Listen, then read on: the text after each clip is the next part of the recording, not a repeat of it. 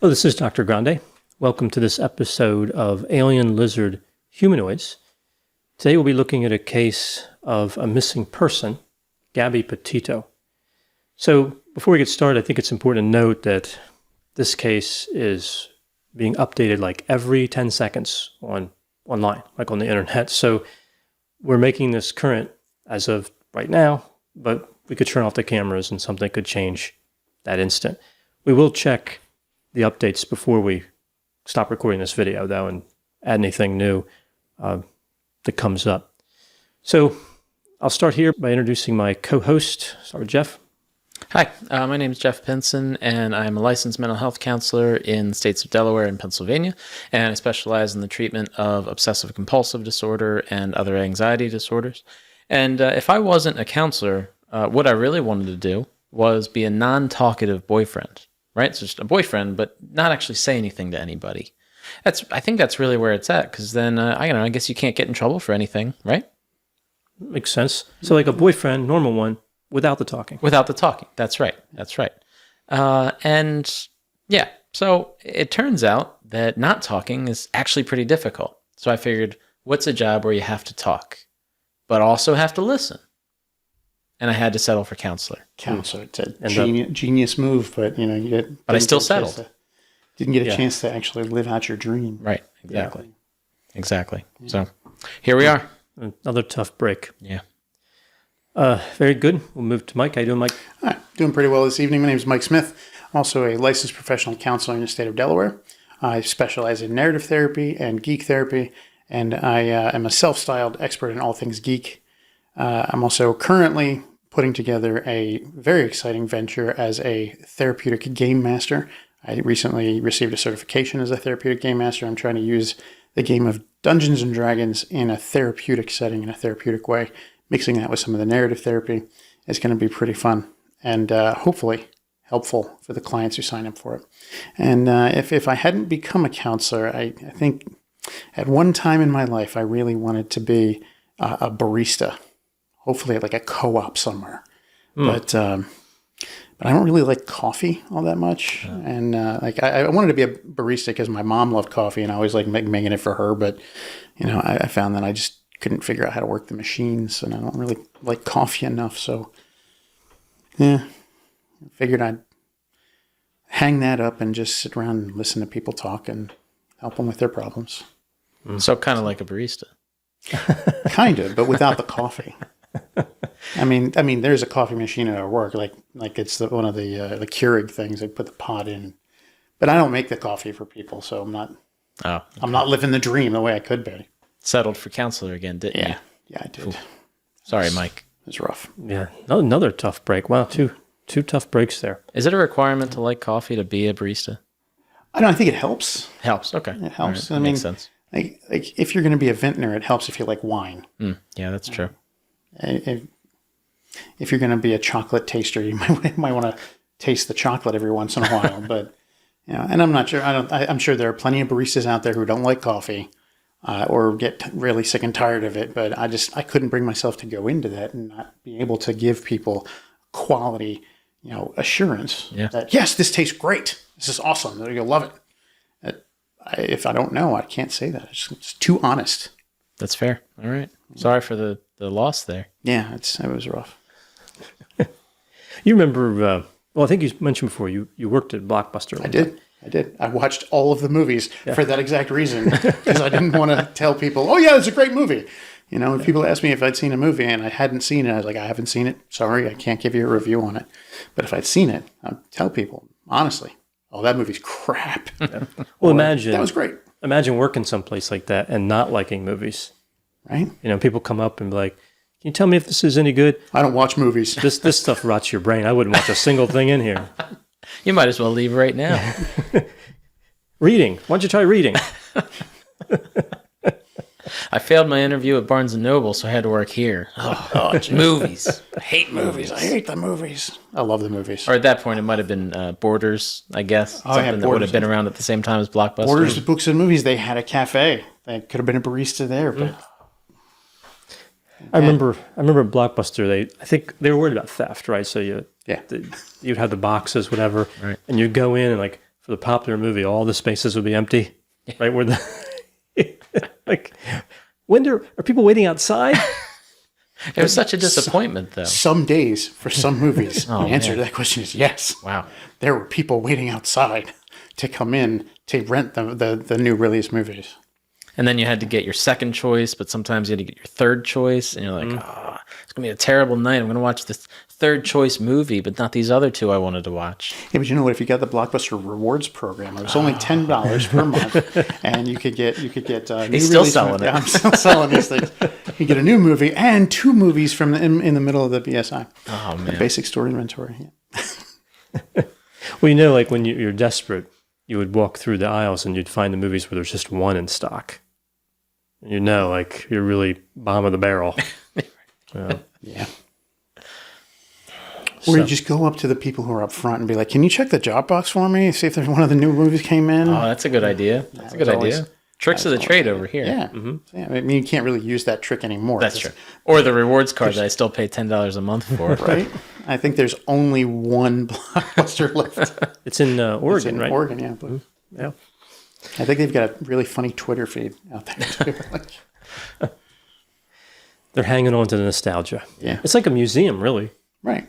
I mean, it has cultural value. Yeah. And the local area doesn't have very good Wi-Fi, so their streaming is a difficulty. So the people in the area. We had a set failure. One of the Post-its fell. I knew something was going to fall some of these days. We're out of the murder tax. Oh, they were from the last one. Sodium amytal and door-to-door salesman. Oh yeah, I got these. Stab. Oh gosh, watch out for that. This just became the murder part. It's like a dagger. Jeez, I know these things are dangerous. So looking at this case, right? So we've talked many times about cases that aren't too popular, medium level popular, and like on fire. And this case is on fire. Yeah, it is. My phone almost burned up today just looking at some updates for. It's amazing because usually these cases are fairly popular in true crime circles and then expand into the population somewhat. But this case has been featured as like the headliner on different websites like Fox News, MSN has it up pretty constantly, Insider has it prominently featured, like multiple, like 5, 6 features sometimes, it seems like. Yeah. New York Times, ABC, NBC, like they're all, The Independent, they're all over it. Mm-hmm. Anything that happens in this case, they're just... And to your point, Dr. Grande, about details, once they come out, everyone's got it. And so everyone is just hanging on to every last little bit that they can get for this. And the second it comes out, every news station has it, right? And everybody's saying, this station has this, and this station's saying this. So it's a lot of constant details. And the nice thing about that is that there's so much out there that people who may have some tips or clues, it's inevitable that they're going to see something about it, right? It's not hidden through some website that you have to go looking for. It's right out in your face, right? It's probably going to be some kind of a push notification or something for somebody. And if anybody has any details, which a lot of people have, and tips, they're able to see it, and much more readily than in other cases. So if there's anything nice about how much coverage this is getting, I think that's a big part of it. The flip side of that, though, is the same problem we had when we discussed the Scott Peterson case. There's so much media coverage of it that it may taint a jury pool in the future. Like, people might be walking into if there happens to be a murder trial at some point in the future, and I'm not saying there is. It's all speculation at this point. We don't have a lot of details. And I'm sure Jeff will give us an overview of the case in just a few minutes. But there's just so much media coverage that if it turns into like a murder trial in 2 years, people might be walking in going like, "Oh, I know this guy's guilty. I already know it. I watched all of the stuff when it was going down. And I knew he was guilty from day one." And the problem is he might not be. Like right now we have no details on anything. So nothing's known. There's very little that's known. Yeah, for all we know, Gabby Petito is sitting in a cafe somewhere watching this on the news. Mm-hmm. She could be. She could be hanging out in a motel or... Yeah, we have no idea. Yeah. So, but still, I think what's prominent is that at the moment we're making this, no one's communicating with her, which is highly unusual. Yeah. So it does seem to be a missing person case. And you have a person who's not really saying anything, which we'll kind of get into the different interesting issues that brings up. And it's just, there's a lot of suspicion. There's a lot of people very excited about this case. They, I think, rightly so, believe this is urgent. Like, this is the time to find her, not 10 years from now, right? But now, because, bad things can happen the longer we wait. Yeah. I mean, when we get down to it, the time to find her would have been, August 30th. 48 hours, right? 48 hours after she supposedly was last communicated with. Would have been the best time to find her. But from what I understand, they don't even have boots on the ground yet because they don't know where to start looking. Yeah, the one place mentioned, Grande Teton. I mean, it's important to understand, especially living in the East. Like for us, like we live in the East, and I know a lot of people do, or I think some staggering percent of the population lives within so many miles of Ohio or something. Like there's a lot of population in the East, and there's not anybody, and then there's a lot of people in the West, in the United States. So it's difficult to imagine just how large these places are. Like say Grande Teton, it's not like a postage stamp. It's huge, huge. So like just one of these national parks, I mean, you could have thousands of searchers and they could miss somebody. Yeah. It's just so vast. Right. And if they don't know where to start, they could be searching over here and, where she might be located if she's, whether she's dead or just camping somewhere, could be, 20 miles, 30 miles, 50 miles away on the other side of the park. And they'd have no idea, which is one of the reasons why the police and Gabby's family want to hear from Brian so badly. Yeah, to find out where like a starting point might be. There was a case recently. I didn't really check it out much because it seemed pretty straightforward. But there was a missing person case recently where they found the woman, young woman. They found her and she was like, I'm paraphrasing, I don't remember, but basically like, yeah, I'm fine. Leave me alone type of thing. If I remember correctly, that's the vast majority of missing persons cases they end up finding. Yeah, but this is one where I think there was also suspicion. Like it was one where like, oh no, something definitely happened. No, she just, I guess, wants some alone time or something.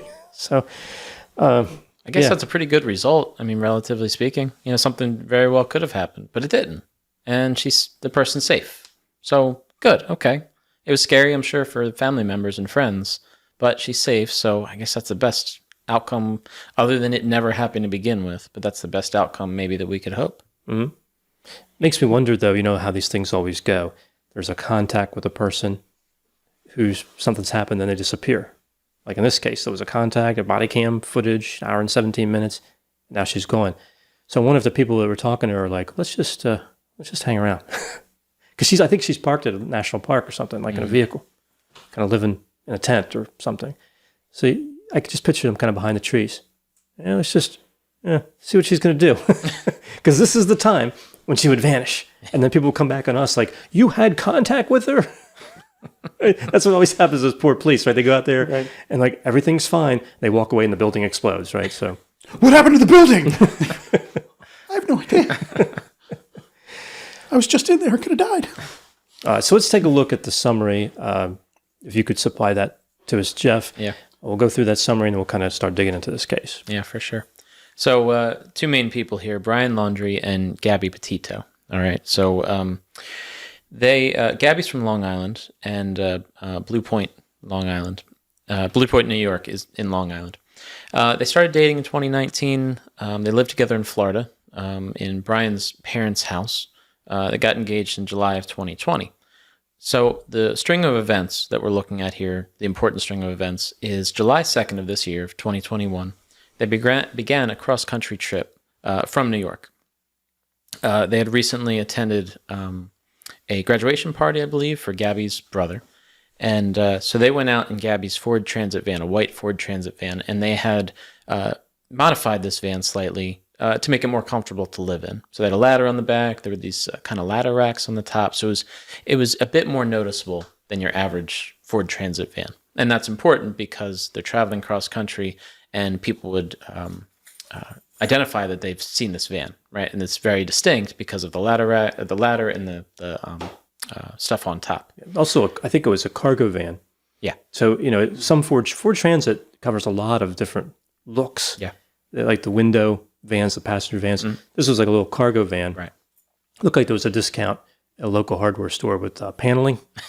That was the biggest modification, other than the ladder. Yeah, right. But it was like, when I saw that was converted, I'm like, sort of. I mean, that's not what I would call a camper conversion. Yeah, right. But it was a cargo van with paneling. Yeah. They did something to it. They kind of set up the inside so that they could sleep comfortably and do some cooking and things if it rained. Like, they had tents and things with them so that they could sleep outside. But like, if it was raining really bad or it got really, really cold, they could crawl into the van and use the van for shelter and doing their cooking and things like that. Yeah, right.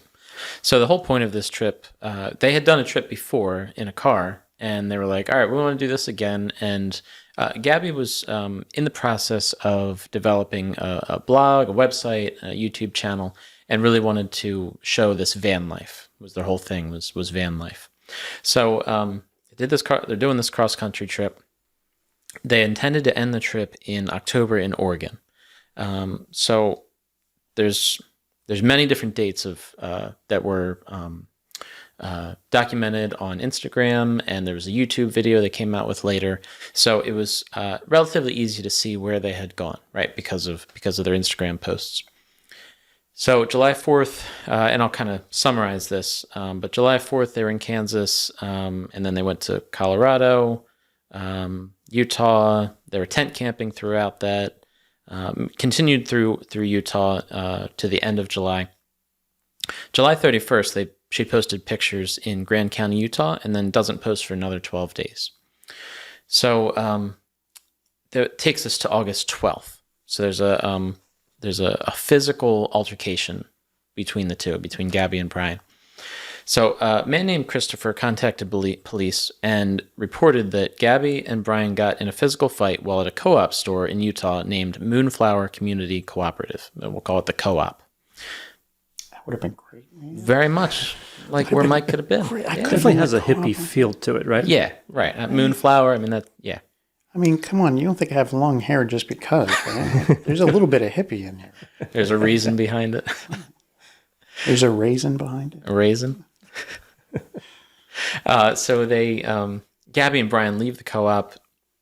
Police locate their van. All right, so that's where the body cam footage starts, and it's about hour and what do you say, 16 minutes? Is that the total length? It was hour of this? 17. Hour and 17. So there's body cam footage that was made public. All right, so you can view it on YouTube or wherever else, and it starts in the officer's car who is following the van, and outlines and details, everything that this officer's, all the interactions he's having with Gabby and Brian. So the van, it's going above the speed limit, and then at some point they slow down. Brian's driving, so he slows down and kind of hits. I don't know if I couldn't see if it was a curb, but there was definitely this yellow kind of cone thing there. He hits that. The officer mentions he went up over the curb. Over the curb, okay. Yeah. And apparently Brian was doing 45 miles an hour in a 15-mile-an-hour zone. Yeah, so way too fast and kind of erratic, especially towards the end of when they were driving. So they put the van in park, and they're, they do whatever the officers ask, okay? So this is the first time that we get video from the officers of Brian and Gabby. Gabby's in the passenger seat, and she's crying, right? She's very emotional in this passenger seat and starts saying that Brian locked her out of the van, and, she pushed him, but he did something to her. It's kind of confusing at that point. So hour and 17-minute video. There's mental health conditions mentioned in there. Gabby says that she has really bad OCD and anxiety. Brian mentions that he has anxiety, and that she's been struggling with mental health. And it seems like they kind of set the stage for that, right? That there's issues here. Personally, individually, but also seems to be issues with the relationship, which we'll definitely see throughout that. So they're talking with the officers, and the end result of it is that, from what they said and what the officer's conclusion was that Gabby had hit Brian and kind of like, stop being stupid is essentially what she said. And it seemed like Brian certainly played a part in this as well, but Gabby was kind of hitting him while he was driving and didn't really like what he was doing. Apparently he was telling her to calm down. She didn't really like that, and didn't seem like a good interaction. So the end result of it was that Brian was sent to a hotel for the night, and the officer said, Gabby, go take the van. You guys separate for the night. Don't talk to each other. No actual files were charged. No actual charges were filed. But Gabby was the aggressor in that situation. So there's that, and we'll go into more detail about that, I'm sure. So that takes us to the next day, August 13th. Brian posts his last Instagram post at Arches National Park in Utah. August 17th, Brian flies back to Florida to help his dad move some items into a storage unit. All items that belong to him and Gabby. He flies back on August 23rd. Gabby had been staying in a hotel the whole time. August 19th, they posted their first video of their travel from New York. All right, so it's kind of a time-lapse kind of thing. Here's outlining our travel. August 24th, they check out of a hotel in Salt Lake City, Utah.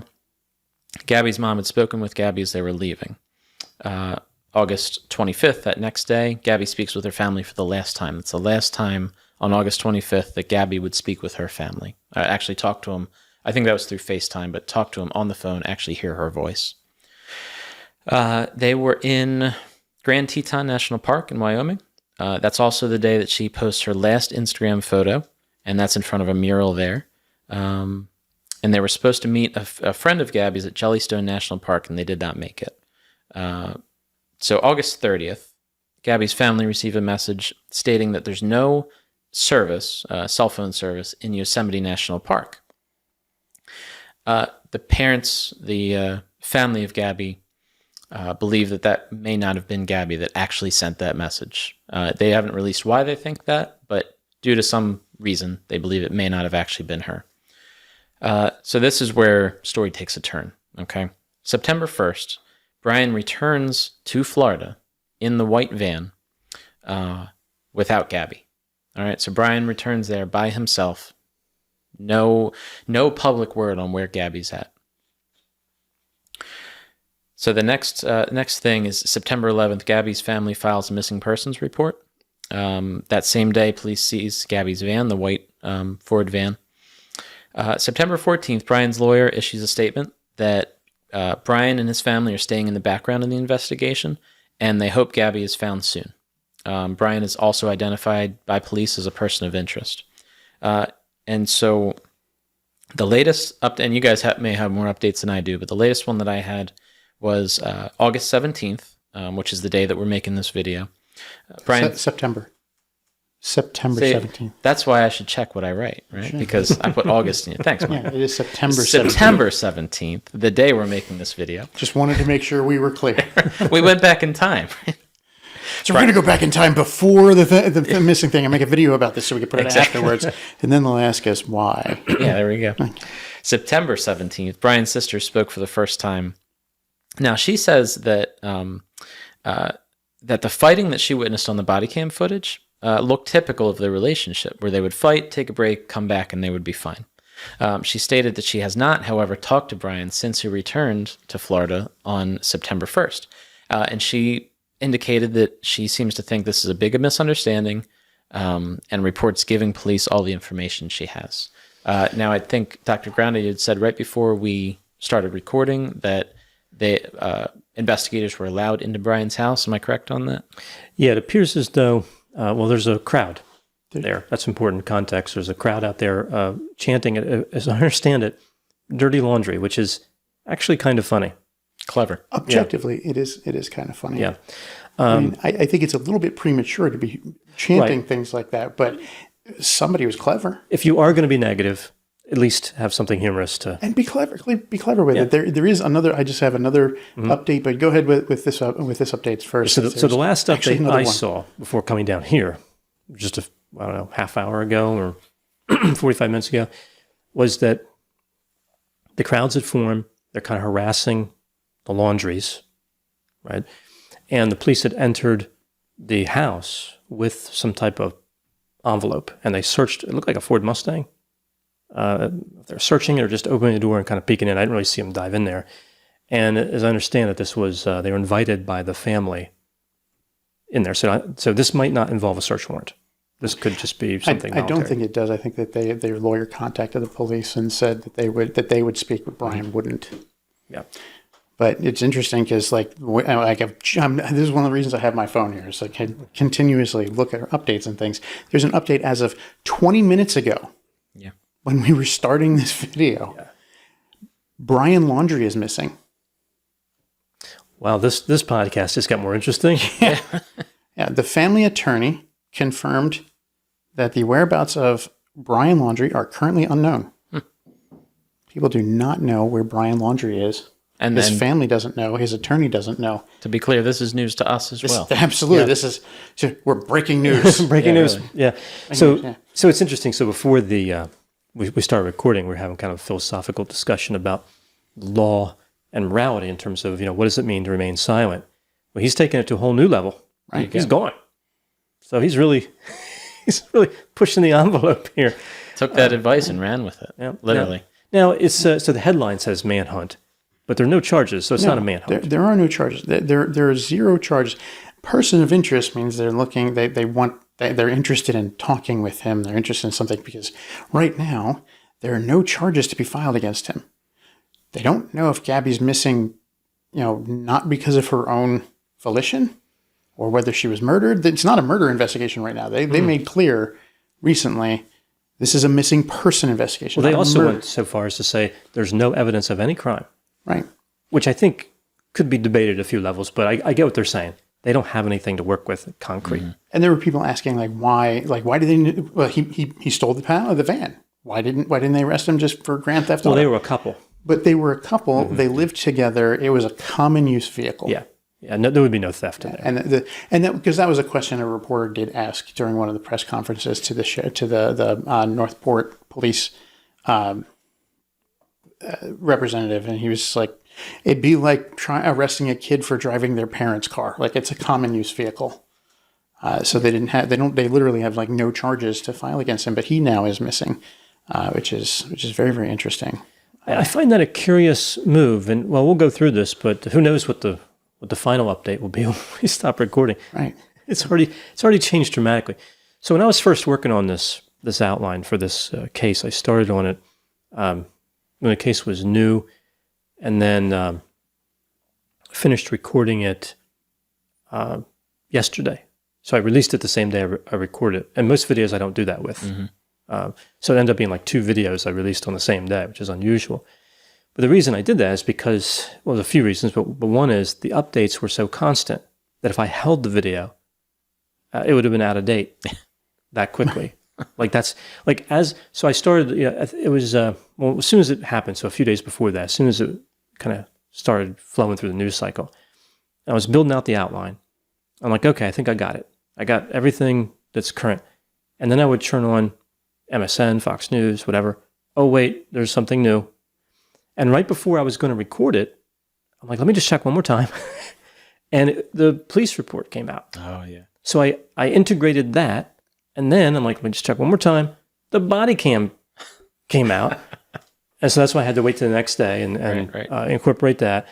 And I finally got to a point where there was 20 seconds where nothing happened. I'm like, let me just go ahead and render this video, record this video and render it and upload it because it was really like being a news broadcaster because it's just so much information coming out. And all of it seems important at this point because, it's just one of those situations where we don't have much, that's inflammatory. It's all kind of benign stuff. And when the police report and that video came out, that seemed like something meaty to grab onto and say, okay, this must mean something. Yeah. Amazing to me to find out that he's missing. I'm still processing that as we're recording this. And my first thought reaction is this: oh my God, are we going to find this kid dead in a motel room somewhere? Is he going to have committed suicide. And if he does, and I'm not trying to predict anything, it's just my first reaction. Mm-hmm. And the gut reaction. Yeah, the gut reaction is like, oh my goodness, he could go, like if he did do something to Gabby and he's feeling a lot of guilt about it, go to a motel and, off himself. And I think, I hope that if that is the case, and I really don't want it to be, but I hope that if that's the case, he left a note that explained things. Otherwise, this is going to be like an unsolved mystery. This becomes Madeline McCann or JonBenet Ramsey. Mm-hmm. Right? Yeah, so this is just the headline. Brian Laundrie's attorney says he's missing. So this is different than like the police are like, oh, let's just see if we can put eyes on him. His attorney's actually saying it kind of sounds like he doesn't know where he is. Yeah. Right. Now, I could think, the people are out there yelling dirty laundry. Obviously, this crowd is not polite, right? They're in a bad mood, which I get. I could understand maybe he just wants to go somewhere else for a while. Yeah. Right? He does have the right to remain silent. Yeah. Right? Private citizen at this point. Yes. Yeah. Although Fox News is saying that the FBI is looking for Brian as well. So, I don't know. Maybe that bumps it up a level too. Well, I want to know what they would do when they found him. Yeah. It's just to say, okay, we want to know where you are in case something happens. That puts the police in a tough spot because if they think there's going to be arrest, which I've seen no indication there will be, but if they had some indication of that, they have to kind of watch the person to make sure they don't leave the country or whatever. Yeah, but the whole "don't leave town" line just it's not a really thing. It's not a real thing. Like, no. If he wants to leave town, he can leave town. Like, he's not under arrest. He's I think they were a person of interest because they're interested in talking to him, because he's central. He has something to do with this case because he has a deep relationship with Gabby. Mm-hmm. Well, and the presumption would be that he knows something that could illuminate the case. I mean, he must know when's the last time he saw her. Like, even that basic bit would be very helpful. So yeah, they're interested. Right. They're interested in him. So all right, so we'll keep checking the updates, but let's go through the story as we have it and kind of talk about these different elements. So first thing that strikes me is that these are young people. Gabby, 22. Yeah. Brian, 23. A lot of people commented and said he looks a bit older, but I think he actually is 23, as I understand it. Yeah. Maybe the absence of hair makes people look a little older at certain points, although some people argue younger at other points. Who knows? Ages are tough. I don't know. I've never been bald, so I can't say if people think I look older if I'm bald. You're kind of the opposite of bald. Kind of am the opposite of bald, yes.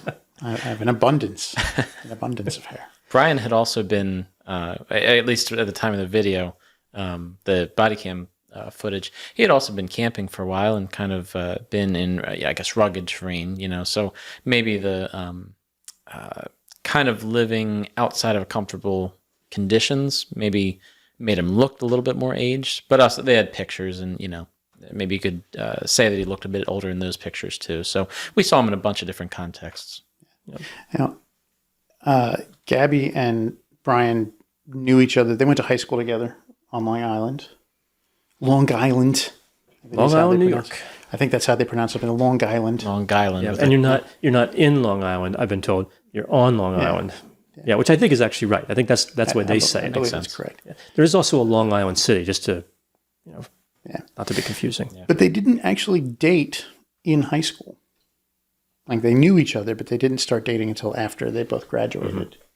Mm-hmm. And then they started dating, and they quickly fell, really, really hard for each other. And then when Brian wanted to move down to Florida where his parents live, she decided to go with him. Yeah, one friend, I think, was it the sister or friend or somebody said that the engagement seemed fast. Yeah. So I don't know if there's a subtext there. I'm going to assume there is, but... Very likely. Yeah. At this point, I don't think it's that she was pregnant. No, I think it's probably more the quality of Brian as a romantic partner. Yeah. Right. And probably the quality of him as a romantic partner mixed with the quality of his family, because apparently his parents have a very large home. And in Northport, Florida, right? Yeah, which would indicate a bit of money. Mm-hmm. It didn't look that big from what we've seen so far.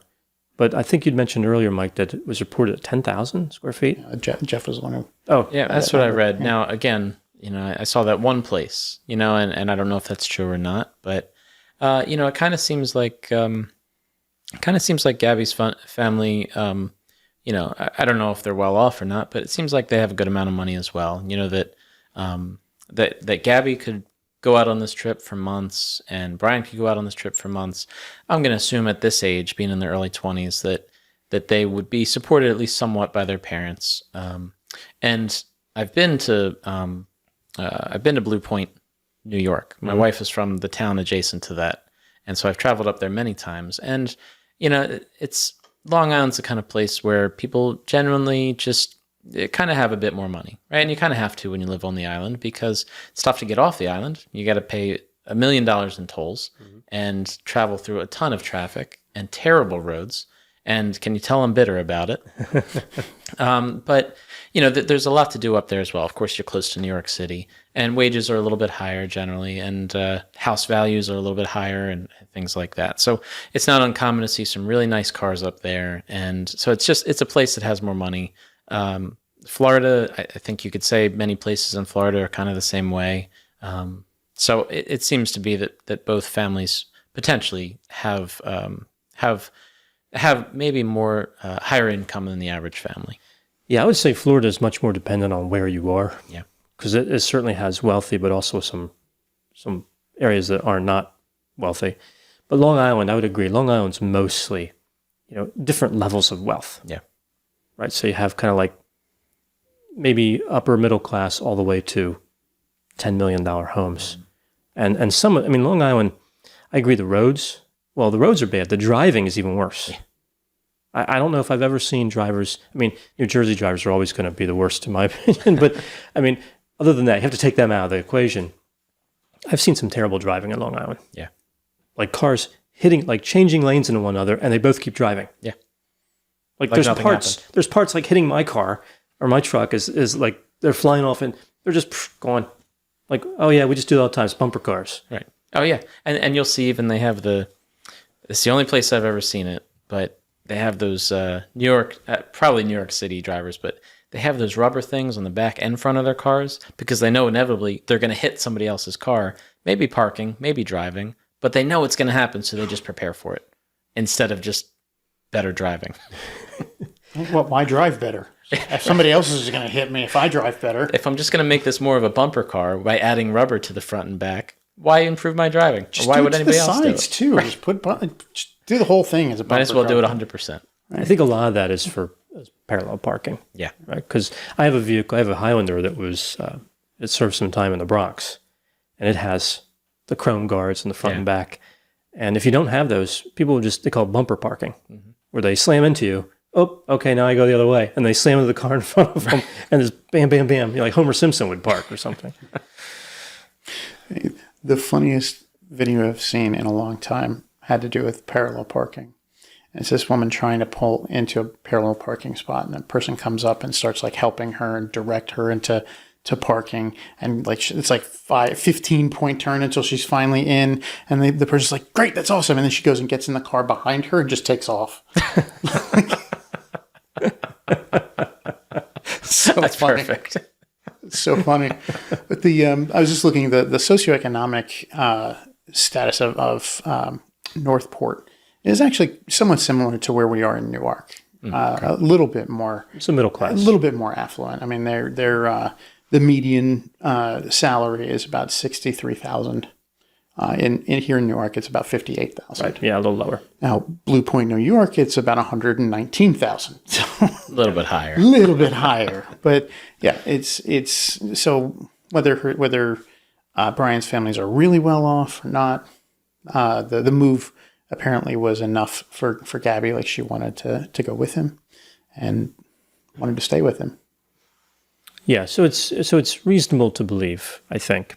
I don't know if it's been explicitly stated, but it's reasonable to believe that they're getting some support from 2 to 4 parents, say something like that. Yeah. And I know there was something reported about they had worked for a while and saved some money, but this is, maybe they did. Okay, but this is an expensive trip. to go for a couple months. Right. Out to all these places. I mean, just the food and, well, didn't look like they ate a whole lot, but the food and then the fuel. Mm-hmm. Right? I mean, Ford Transit, I mean, that one I imagine is a 4-cylinder, but still, I mean, it's not exactly aerodynamic, and you're talking about a lot of driving. Right. So maybe a little unprepared for the journey and the sheer isolation of that type of life where you're kind of with the other person 24 hours a day. Yeah. And I've noticed in my career that sometimes younger people struggle more with that than people who are older. More insecure in just being alone and just being without other people for a period of time. Yeah, that definitely, I've seen that as a common theme with younger people that don't have as much figured out as well. There tends to be a need for a variety of social interactions. Yeah. At those ages. That's what used to be called the adolescent egocentrism, which starts about early adolescence, like 11, 12, just the beginning of puberty. That begins the branching of social need. Right? All sorts of kids need all sorts of friends. And it really is a difficult time of life for everybody because I'm trying to figure out who I am. Mm-hmm. And I'm comparing myself to everyone else, trying to figure out, am I like this? Am I like this? And feeling really self-conscious about it because it's awkward to suddenly be questioning, who am I? And then you start making friends, attracted to people who are more like you. And then once you have a click, everyone else is fair game to kind of like, they're different from me, so I'm not, and that kind of settles down towards like 16, 18, but then we see that it kind of picks back up about between 19 and 24. Because again, major life change after high school. Right. Yeah. So this is a tough developmental stage for this particular type of trip at this length.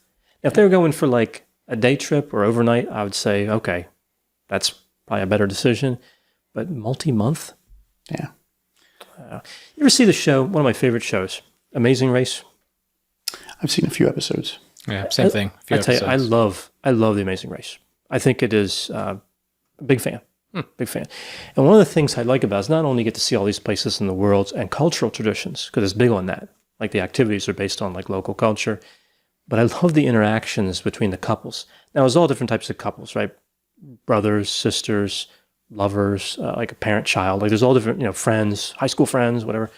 But one thing you see is they're solving tasks and like they're traveling and solving like these different like roadblocks and detours and these different obstacle things. You see real clearly that some people work together well with these high-stress decisions, like airplanes, buses, trains, all the things, challenges. Other people do not. And when other people do not, they disintegrate. They melt down completely. Like it's because it's a lot of stress because you're racing for $1 million. Right? Sure. Yeah. That's, I don't know how long it actually takes to record the race. I'm sure it's some time, maybe comparable to how long these two were supposed to be going. This was a tough dynamic. What I see on the body camera are people that are really struggling to manage a relationship. Mm-hmm. Somebody has to decide what's going to happen. And you have two people, you have opposing views, and you have no way to solve it.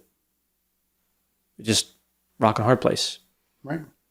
So I think we definitely should talk more about the body cam and the stuff that really kind of leads up to it that we hear about in that body cam video. Let's get through the monuments they went to. I want to talk about this a little bit, and then we'll get to the body cam, because that's the big event, I think, that happens on this trip. Right. Yeah. I think that's the thing we have like just about the most information about. Yeah. If we didn't have that video, it'd be, I imagine it'd be a whole bunch of hearsay about, and maybe there'd be a police report as well, but I imagine it'd just be a whole bunch of of people trying to decipher what exactly happened. What was said, what do we think might have happened in a situation like that? And so it's great that we have a video because it gives us an insight into what the relationship's like and how each of them function together and separately. So you're right, Mike. I think it is the best that we have.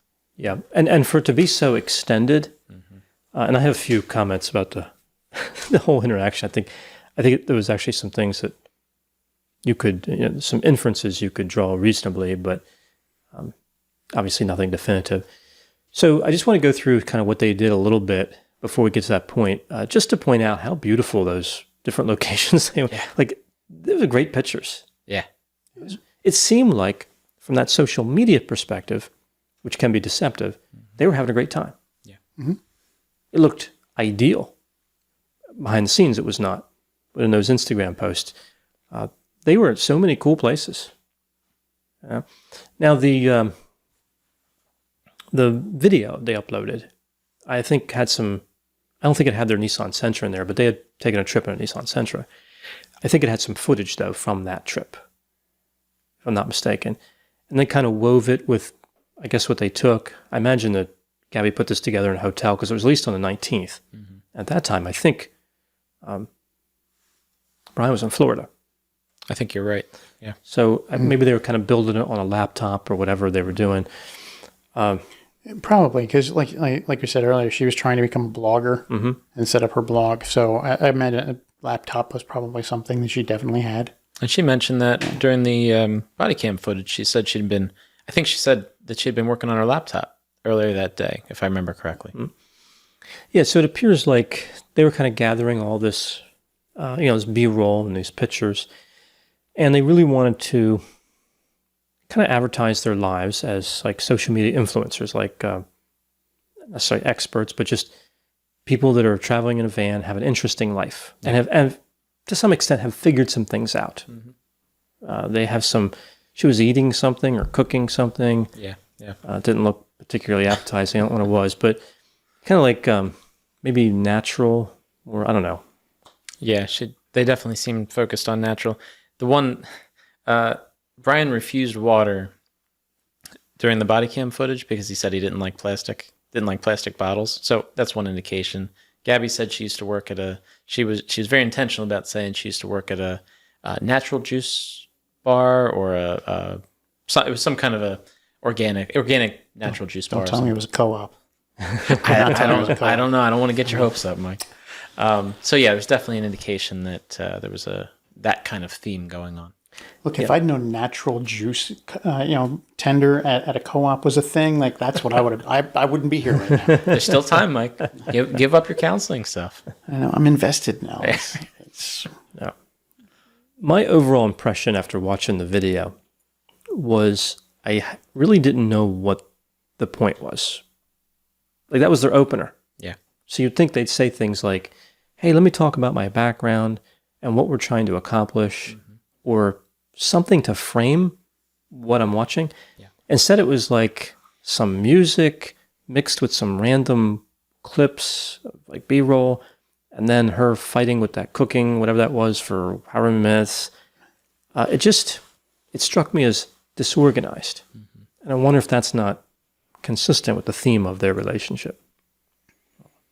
And for people who just started, sorry, Mike, if people who just started doing something like that may not have a good feel for editing videos and what actually looks good for the final product. I'm sure many people have gone through that when they just started out. So maybe that's what they're experiencing as well. They're trying this, they're going 100% for it, but they still have a lot to learn, perhaps. What were you saying, Mike? I was just going to point out, like, it given the body cam footage and the way that Gabby was reacting and speaking, disorganized is an adjective that I would insert in describing the way she was. Now, that can be explained by the state of anxiety and heightened emotional state, especially speaking to police officers, can be an incredibly anxietizing or emotional moment. But seeing the video, it seems to be something that may be a portion of the way she just interacts with the world. And I don't say that as a negative. I'm very disorganized in many areas of my life. Just look at your corkboard. Right. Without the yarn, you know what to do. Right. I wouldn't know what things were what without the yarn. Like, if I didn't have, just a little hint for you guys who are really following, the ones that are connected by this red line are always related to the episode we're doing. if I didn't have that, I wouldn't know what anything was. It'd just be, You wouldn't be able to say a word during the podcast. and it would bother me too. Like I would be like, not OCD wise, like, but it would bother me. And I've got some words for a little bit later. We're talking about OCD and anxiety. We'll get to those, but yeah, disorganized seems to be I don't want to say a trait, but it seems to be something that is consistent with. It was a state. Gabby. Yeah, it was a state that we witnessed for this part, right? Yeah. But I think the aesthetic, like if you consider the aesthetic of the video, like the way they framed cinematography, and of course all the national parks, I thought that was great. Yeah, I thought they had that part dialed in. I just didn't see a message. So it was like something polite to have on in the background, something pleasant, but without real direction. Right. It'd make a great screensaver. Yeah, it would. Yeah. So they weren't without talent. I just, they weren't prepared for sending that video out into the world. They hadn't put enough thought into the framing of it, which, as Jeff said, like first time, our early work, our earliest videos weren't great. They were good because we're good, but I think we've got, as comments keep coming in, they keep getting better and better and better. So there's a marked difference between where we are now and where we were then. And that was only a couple months ago. Yeah. Well, you remember when The Simpsons came out in 1989? I do. Do you remember the quality? Oh, yes. And now look at it. Yeah. Right? I remember when they were just like hand drawings on the Tracy Ullman show. Like that was, I was watching then. Whoever it is that plays Homer, is that Castanella or? Is that Hank Azarias? I don't think that's Hank Azaria. Dan Castanella? I thought it was Dan. Is that who it is? I thought so. I think, if I'm not mistaken, he said that he could not maintain the late 80s voice that he selected for Homer. Like the voice he selected when it aired in the late 80s. Because it was too rough. And he eventually went with a more natural, and that's where we get the Homer's voice from. First one was rough. It was. Sure. It was. It felt like he was straining. Yeah. Castellaneta. Okay, yeah. Dan Castellaneta. They're all talented, so. The wonderful, again, some of the best episodes are the Treehouse of Horrors. And there's the one episode of the Treehouse of Horrors where the ghosts of the 80s Simpsons come in, and Castellaneta was doing the voice of both modern and 80s Homer. That was hilarious. Yeah, so the point is that when you do something for a while, you get better at it. Yeah. And they were just starting out, and they had a lot of ambition. And as I understand it, I think one of Gabby's friends said something about, like, she said that Brian was down on himself and said, I'm paraphrasing here, but like he wouldn't be successful on social media, like with the van life. So there might have been some self-doubt that crept in as well. And Gabby would say that, Brian would say that about her too, that he didn't believe she could do this during the body cam footage. So definitely indications that there was doubt going on, perhaps from both of them, perhaps to each other. Mm-hmm. Yeah, it's tough if you're not super organized to maintain a social media presence, which I know is kind of creates a paradox because the sensation seeking, the extroversion, kind of propels people to want to be seen. Yeah. And like, look at me, I can take a picture of myself. Look at me, I'm interesting. But then you also have to be organized to make a cohesive product. So in a way, I think that's one of the reasons so many social media influencers struggle, because it's difficult to have both those traits. It's so easy to make videos today to upload to YouTube. Like there are a lot of people who really want to make a splash and make it big using social media, using YouTube, using Facebook. We're among them, but not everybody can be like Dr. Grande with 800,000 subscribers to his channel. Like it does take a special something to do that, and there are a lot of people who just don't have that. It takes, I think, an unusual collection of personality characteristics that don't always align for people. And if you don't have all those, it can be difficult to compensate, but possible, certainly. And, I think if they had the funding to continue to travel, they would have certainly collected a lot of great B-roll and experiences. And if they captured those correctly, they could have been as good as the other ones out there. Yeah. You know, like, It's a matter, I think for them, is a matter, one, of organization, but also of finding their voice. yes. Finding what message do I want to tell with all of this stuff. Yeah, and is it about their relationship, their youth, their kind of optimism, and maybe hippie values, for lack of a better term, like like organic and eco-friendly. Nothing wrong with being eco-friendly, of course, but it's a value I think that they were promoting as part of like the central theme. Like, is it about what is it about? Like, what is the focus of what they're doing? What's the theme to it? The brand, right? How are you going to market it? Right. And if they're struggling in their relationship and they're struggling with their message of I don't know, organic food and whatever else they're into, then I could see them arguing and saying, well, we don't have a unified vision. Yeah. Or just being mad at each other, just stuck in the same van for days on end and no place to go other than just in the van driving, and that could get pretty annoying. One thing I was curious about, maybe if I was curious if one of you saw this in any of the video or any of the posts. That was a cargo van, right? Had no windows and no seats in the back. They had put a mattress or blankets or something down there, and they they went a little wild with the wood paneling, a little over the top, more than I would have gone with for the aesthetic. But hey, I like wood paneling too. Hey, at least they didn't put the wood paneling on the outside because it wasn't from the 70s. Although that would have been cool in another way. Yeah, that's true. But I was curious. I didn't see an access to the front seats. And some cargo vans, you can just step out of the seat, like in a transit. You can step out of the seat and walk back there. Other ones have like a barrier that's built, prevent, like, I don't know, sink faucets from hitting you in the head, whatever you're transporting. I didn't see if there was access or not. I think there was. I think it didn't have an access thing. It was just the seats and then the back cabin. Okay. But it was difficult because they didn't show much. But there is one. I think there's the shot from the body cam where the officer he asks Brian. He's like, can you take the keys out and hand them to me, and I'll put them on the hood. As she's getting out, he puts the keys there. I think there's a brief shot inside at that angle that shows that you can see back into the cabin. Okay. I don't think there's anything behind the front. So they could get away from each other, albeit it is worth noting that they wouldn't have access to a seatbelt, so that's not safe to do. But they could get away from each other in theory. But they're both trapped in the front the entire time they're driving. That'd be the worst. See, this is why I think for what they were doing, I think I would have been inclined to get a minivan, if that's what they want to go with, where you could simply remove the seats, or I know some fold down, like the the Dodge Caravan.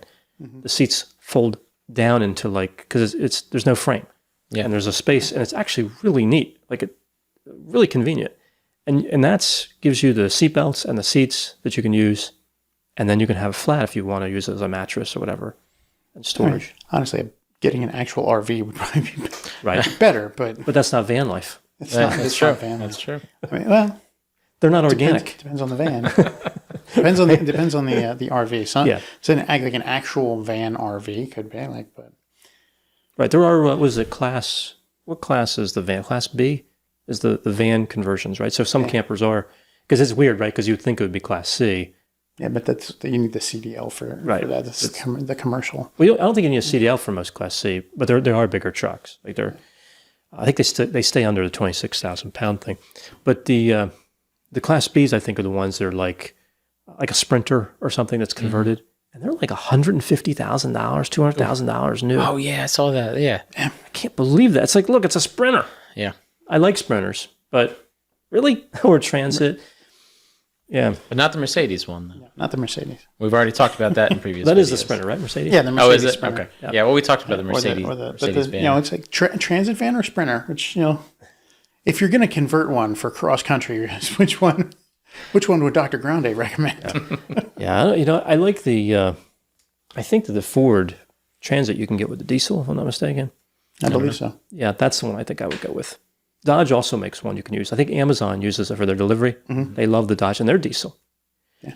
The diesel has more torque and it's a heavier engine. It just lasts longer.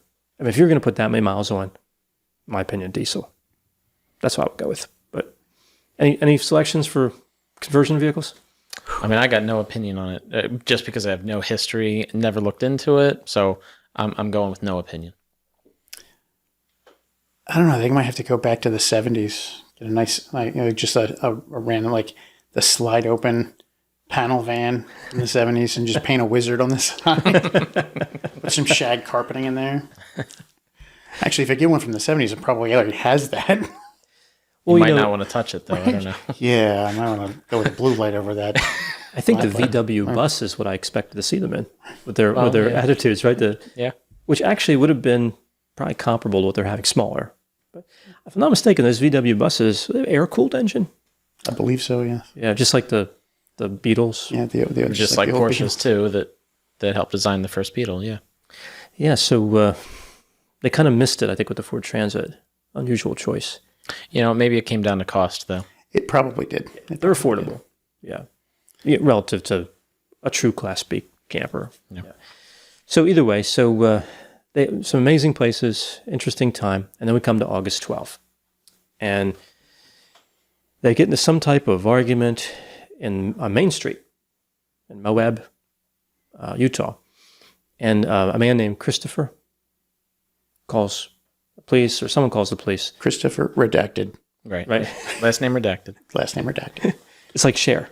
Yeah. Christopher. No last name. And it was redacted. There's a few things redacted from that report that were not redacted in other places. But then when the video, they like overdid the redactions. Yeah. They did. Like what are you doing with that blurry thing? That was like an hour ago. Like it was just wow. Editing, really? It's like okay, so what's your your date of birth? Okay, 10. What's the license on? And you had to check the video to make sure you weren't like, did my phone malfunction? Or is it? So then your address is I just went overboard with it. It just gets silence. Now I wonder if there was stuff coming in over the police radio at that time. That's because obviously we wouldn't be able to see that. Like we could see lips moving. That was my thought. Maybe it was police radio stuff they didn't want the public to hear. That is possible. Well, they held up the driver's license and they put this huge square of blur. And I'm like, it's gone. You can take that down. Come on. Some people are serious about this. Like some of us have a professional ethic when it comes to editing videos. Find it. So what struck me about this stop, first of all, if you have to be a local cop, Moab's probably the place to do it. Those SUVs were the coolest graphics. Yeah. Oh, they were great. It was like the sun was setting on their Tahoes or whatever, Suburbans, whatever it was. Might have been Tahoe. And then the one guy had like an F-250, I think it was. Yeah. Wow, this is the place. Yeah.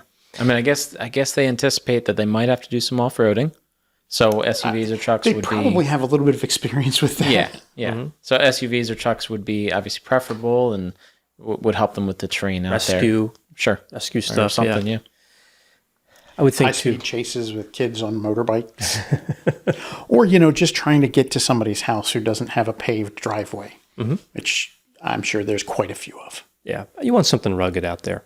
Yeah. But you see that they sent 3 units for people fighting in a Ford Transit. A little overkill, but I get it. Yeah. Slow day. Probably every day is a slow day there. Yeah. There are times in Delaware when it's a really slow day and you have like one minor traffic violation. One cop pulls over somebody for speeding. 5 minutes later, another shows up. Now, in Delaware, most of our officers ride in a vehicle alone, but they do have a partner. So if they're making a stop, they do call their partner, so their partner shows up. But what I find is interesting is that like 5 minutes after that, another car shows up. And then their partner shows up too. Yeah. And then like it's like I tell 2 friends and they tell 2 friends and they tell 2 friends. And it just like then you see a sea of just red and blue flashing lights for a person who's just like, I was going 20 over the speed limit. Can I just have my ticket and go? Yeah, I think they believe they're de-escalating, but in reality, bringing that many officers, and the county does it too, the state does it badly, and the county does it too. The other day I was in the park right here, and there was some people illegally with the four-wheeler, like a quad or whatever it is, and they should get them. Like they should do whatever's appropriate with a ticket or arrest them, whatever, because it's dangerous. Like they're riding on the walking path. Right. And they sent 3 of the Tahoes, 3 of the SUVs they use. They were there like, this isn't precise, but like 40 minutes after, they're still there talking. 3 units. I mean, maybe they're waiting for them to come back, or they have nothing else to do. So I was to that same point. I was going home from my office one day. I think this was last week, and I'm driving towards my house, and I see flashing lights. I look over, and somebody's car, the driver's side front wheel had snapped off, and so the car is kind of like this. 7 cop cars. 7.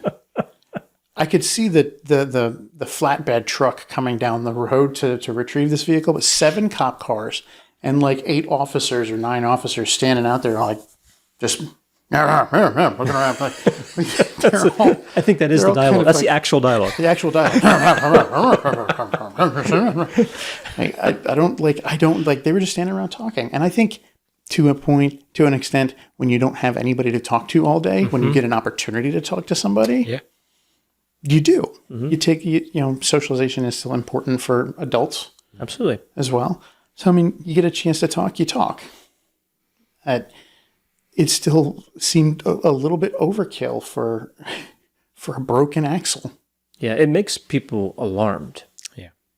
Yeah. So I guess my advice would be, don't do that. Don't send that many. And if you are, well, I don't really see how you should. I'm stuck on if you are. Like, I don't get why you need that many. I guess I would say maybe try to park the vehicles out of the traveled portion of the roadway, maybe. Because the police also block things up pretty badly. Well, in 95 here, 95 runs right through Delaware. When there's a guy changing a tire and 1 cop behind him, there's like a 10-mile backup. Yeah. For hours. Even if the state trooper, because the state police patrol 95, even if he's just, or she is using the little blinky lights on the back and the bars and on. Just the yellow emergency flashers. Like, it's not too serious. Keep going. Even if he's doing that, right? No, we have to stop and see what's going on. Is that a flat tire? Do they go flat? Did somebody murder the tire? Somebody murdered the tire. I would say, to be fair, there is there's a law on the books that says that when you see flashing lights on the side of the road, you must move over 1 lane. The Samaritan law. You must move over 1 lane and decrease your speed to at least 10 miles under the speed limit. Because there have been enough officers injured by just standing there. And motorists. Yeah, and the motorists and police officers just standing there trying to deal with stuff like on the shoulder, even like pulled off so that they're like 5 feet from the line. And somebody's like, well, there's flashing lights. And of course, vast majority of people, the direction you turn your head is the direction the car's going. And so just slam right into it. So if you see flashing lights, and many states have adopted this law, if you see flashing lights on the highway, change lanes when it's safe to do so and reduce speed for the safety of officer and motorist. Yeah. There's a horrible case in Australia. I can't remember the guy's name. I want to say it's Richard something.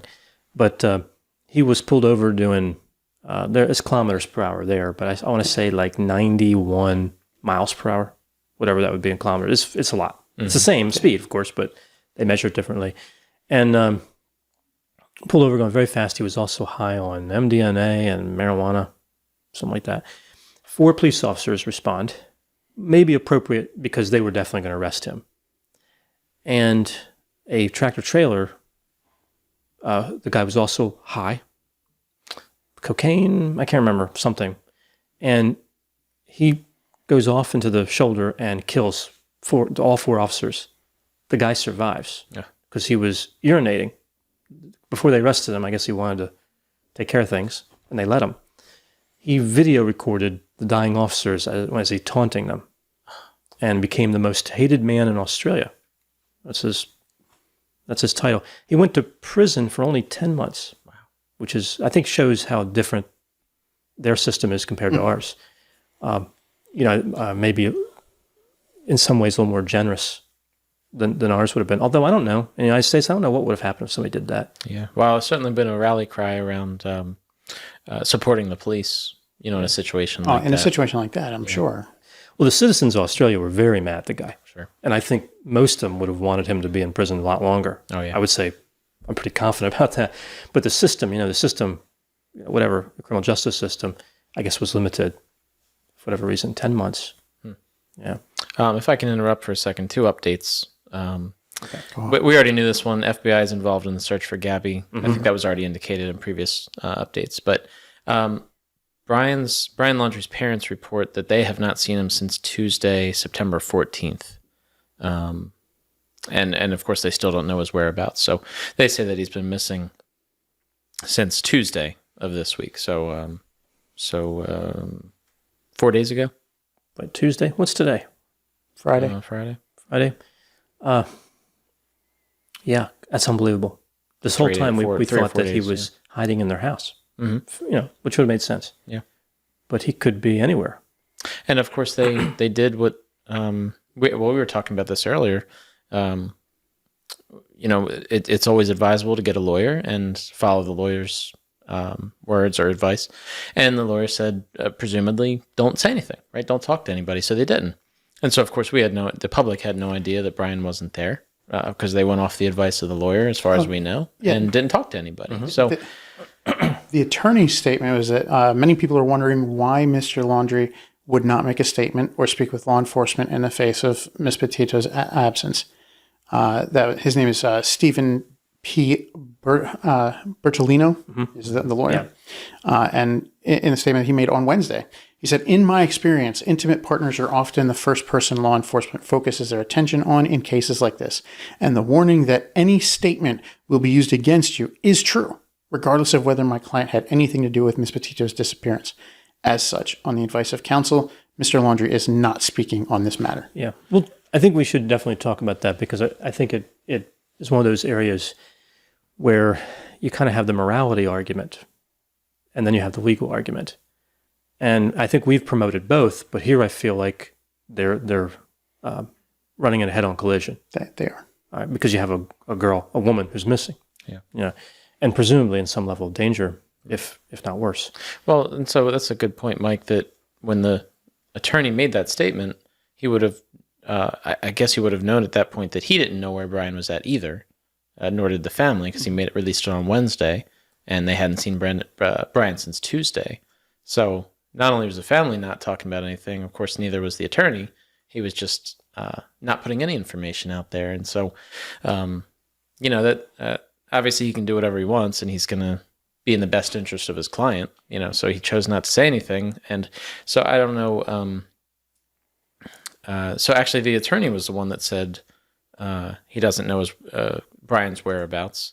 So then the parents say that they don't know that Brian went missing on Tuesday. So yeah, for some reason now they're coming out with more information. And I don't know why this timing, why today as opposed to Tuesday or Monday or, September 1st.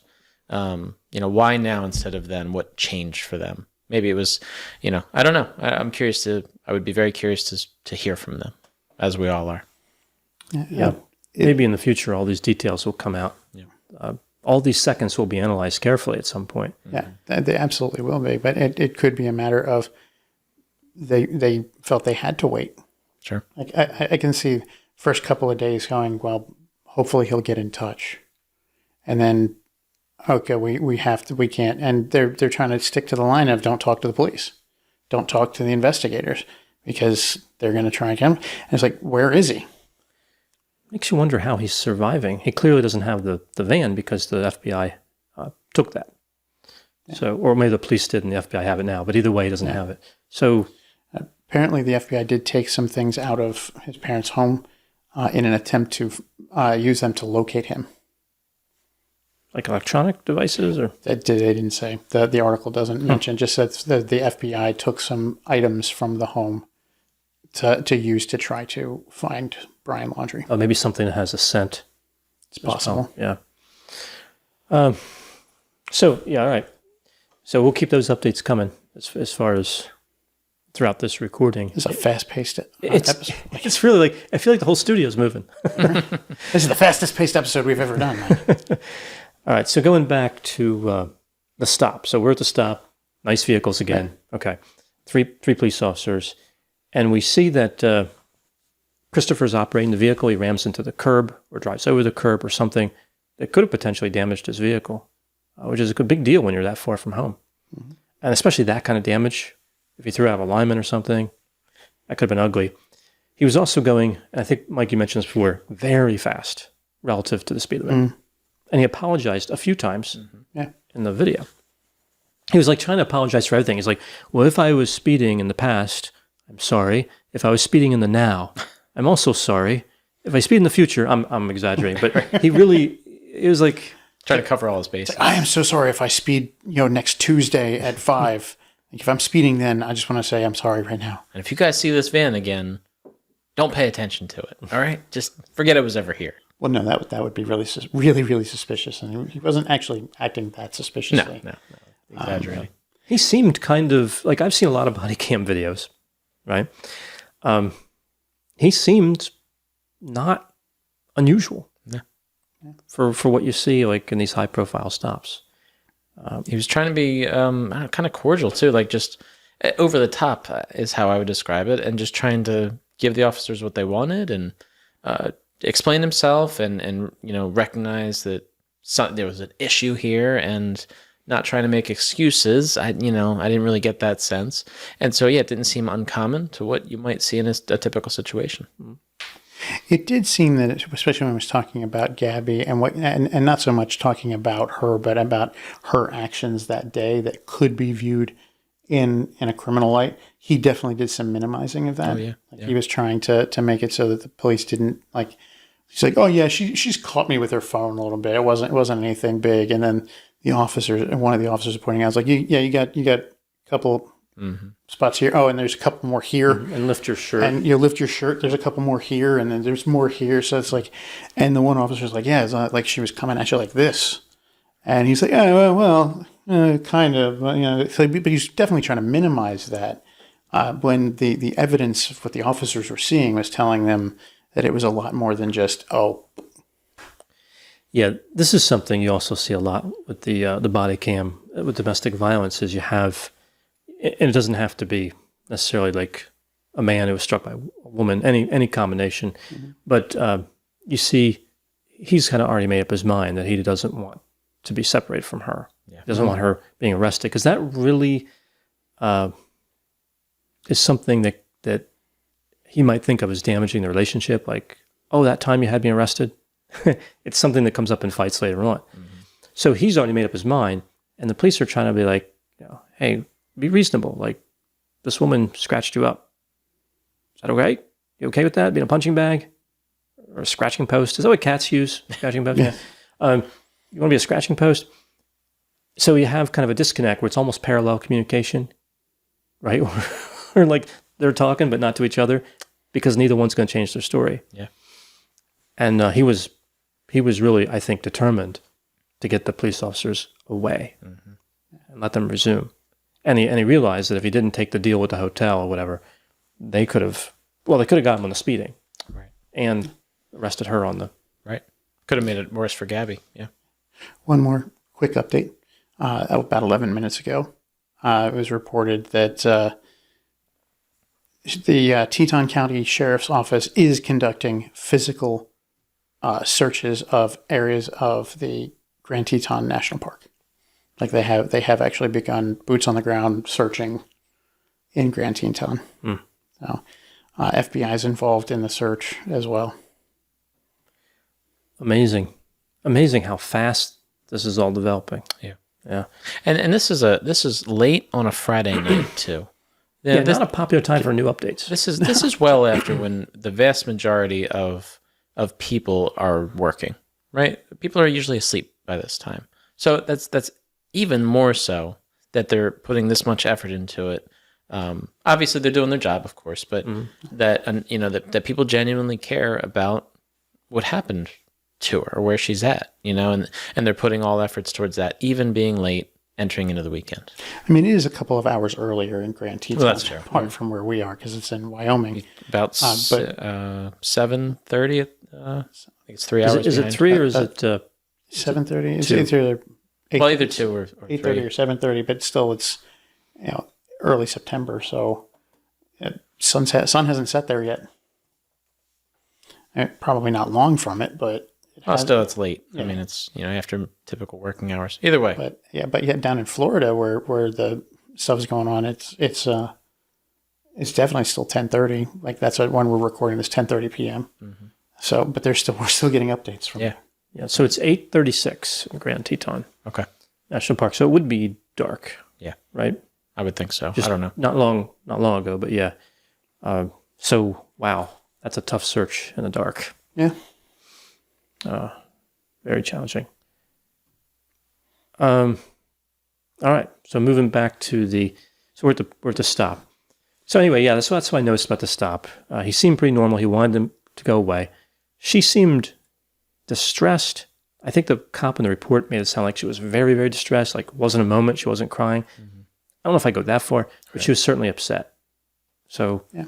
They decided it was a mental health issue and not a legal issue. And I found that peculiar because, both can coexist, but either way. And they decided to do nothing except separate them. Yeah. Now, the thing that I wanted to comment on, one of the first things I noticed that tugged at me was when they both said, like, oh, I have anxiety. And that always gets me because I hear it a lot. And I always kind of like try to point out to people that everybody has anxiety. Anxiety is an affect. It is a biological response to feeling unsafe in some way. Mm-hmm. Everybody experiences anxiety from time to time. It's better to clarify what kind of distressful anxiety might have. Like, oh, I've got some really bad social anxiety. Okay, it tells me something. Mm-hmm. It's like, I've got some really bad anxiety surrounding this. And she said OCD, which you're much more expert in at this point than I am, but is definitely an anxiety-based disorder. Anxiety disorder, yeah. So, yeah. I think it's a little bit redundant to say I have OCD and anxiety. At the same time, you can also have you could say OCD and generalized anxiety. Yes. So much to your point. That's my point. Is like being more clear, about it. And very many people don't understand that there can be some clarity with it, and just jump on like I have anxiety. Like, okay, what flavor of anxiety is it? What brand are you currently holding on to? Is it social anxiety? Is it general anxiety? Because I mean, yes, general worry and anxiety can be a very powerful thing, but that's what we need to know as a professional. That's kind of the thing. I need to know what flavor anxiety we're working with here, because if you just say I have anxiety, like yeah, so do I. I carry it around. I'm a human being. I have anxiety myself. I also have hunger and tiredness. These are things that being human entail. Everyone experiences anxiety. And I say that a little bit to be flippant, but mostly I say it to clients to help them to normalize it. Yeah. Because I think it's very important. Every human being has anxiety, with the rare exceptions of people who have like deformed or deflated amygdala. Yeah. Which is where, anxiety kind of tends to live in the brain. Mm-hmm. If you don't have them or they're malfunctioning, you either have way too much anxiety to be functional, or you never experience it at all. And that also can be a difficulty. Yeah. Anxiety is useful to a point, just like fear. Yeah. Yeah. I think one of the things is another example here, potentially with Gabby saying OCD. Like my understanding, well, I don't know if she has OCD or not. I thought I saw a report where someone said she really didn't or something, but I don't know. That's another topic. Her stepfather didn't comment, refused to comment on it. Right. So who knows? Yeah. But we do know that OCD gets used a lot where it doesn't seem to connect what's going on. Like, so even if she had it, I didn't see how it applied to the story, but it gets used, I think, like the word anxiety, like the word depression, where they don't really mean they have OCD. Mm-hmm. They mean they get obsessive at times, which is completely different. Or that they're overly particular about things. Mm-hmm. And I think that's where she may have been using it, because as Brian described it, like they were at the co-op drinking coffee. Remind me of that again. Remind you of your lost career. They were at the co-op from like 9 a.m. until like 4:30 p.m. And like he was walking around without shoes on, and like his feet had gotten dirty, and he was getting ready to get in the van with the dirty feet, and she kind of flipped out on him for the dirty feet, and that's where kind of the argument started. They'd been arguing about other things apparently, but what he said in the body cam footage to the officer was, my feet were dirty and I was getting ready to get in the van, and she kind of started yelling at me about that, which, depending on OCD, could be a trigger for obsessions and anxiety, but it also could be one of those things where it's just a particular thing. I don't want your dirty feet on things. Yeah. That's the comment I have about OCD, is very often people use the term in a way just to say that, oh, this is a particular pet peeve of mine, right, rather than saying like, I actually have this disorder and is incredibly detrimental to my life and causes problems with functionality. But people are like, oh, this, somebody at work left crumbs on the counter and my OCD kicked in. I had to clean it up. Like, really, did you experience incredible amounts of anxiety seeing that, or is it just going, rude people? Right. Yeah. They use it like a commitment to cleanliness. Yeah. Right. And it's incredible disservice. And those are great points. It's an incredible disservice to those who actually suffer from OCD. Yeah. And it can be, and often is, incredibly debilitating to those who experience it at a moderate or high level. And so people could have said things like, oh, I just get a little bit OCD about that. And those that suffer with OCD are like, you don't know what you just said, because you can't be a little bit OCD about something. You either have OCD or you don't, right? We know that about diagnoses. Say, oh, I get a little bit alcoholic about that. Or a little bit PTSD. Or a little bit pregnant about, like... So, of course, we don't know if Gabby actually has OCD or not, we don't. Right? And so, if I can just comment on OCD and just what I saw in there in the body cam footage, it's the stereotypical OCD themes that we typically see are stuff about cleanliness and stuff about being particular. All right, so a contamination OCD theme, or just a just right kind of particular OCD theme. Both are possible, right? Many people actually have that at a clinical level. And so it's certainly possible that's the case with Gabby. Now, I'm going off the assumption that she has OCD, all right, based on this, and just things that might indicate that I saw. So there was there was an interview with Gabby's stepfather, and he, like I said, he refused to comment on her mental health or if she was taking medication, which, fair enough, it's personal information. But he said that she was very organized and was working very hard on her new blog and on her website. Okay, so he's indicating that she's organized. And again, you can be organized, you can be a neat freak, or very clean-minded, or whatever, and not have obsessive compulsive disorder. The two can coexist at the same time, but also be separate. One of the things, though, that when Gabby, I think when we first saw her in the van, or when she got out of the van, she seemed to be apologizing a lot. So she had indicated that she was apologizing a lot to Brian for being mean and having, I think she said, a bad vibe. So that's one thing I see a lot with my clients, is a lot of apologizing. Okay, they're with OCD sufferers. They're always looking for some kind of reassurance. Okay, OCD puts a lot of doubt in your mind, right? And it creates it makes you not okay with uncertainty. Okay, so with a theme like that, somebody might be uncertain if they're a good person and constantly be asking reassurance from somebody else. Am I a good person? Did I do this right? Am I nice? Am I being mean right now? And at a certain level, it can be constant. And if the other person's answering at all, the OCD sufferer is going to keep going with that, because their concerns feel justified because somebody's answering them. The problem with that is that anytime somebody gives into their compulsion, they're going to keep going. And then it's going to grow and grow and grow. It's not like it's just going to go away. All right, I'm okay with that answer. they're never going to be okay with that answer, which is why the therapy, what we do in therapy is not respond. Exposure and response prevention, don't respond.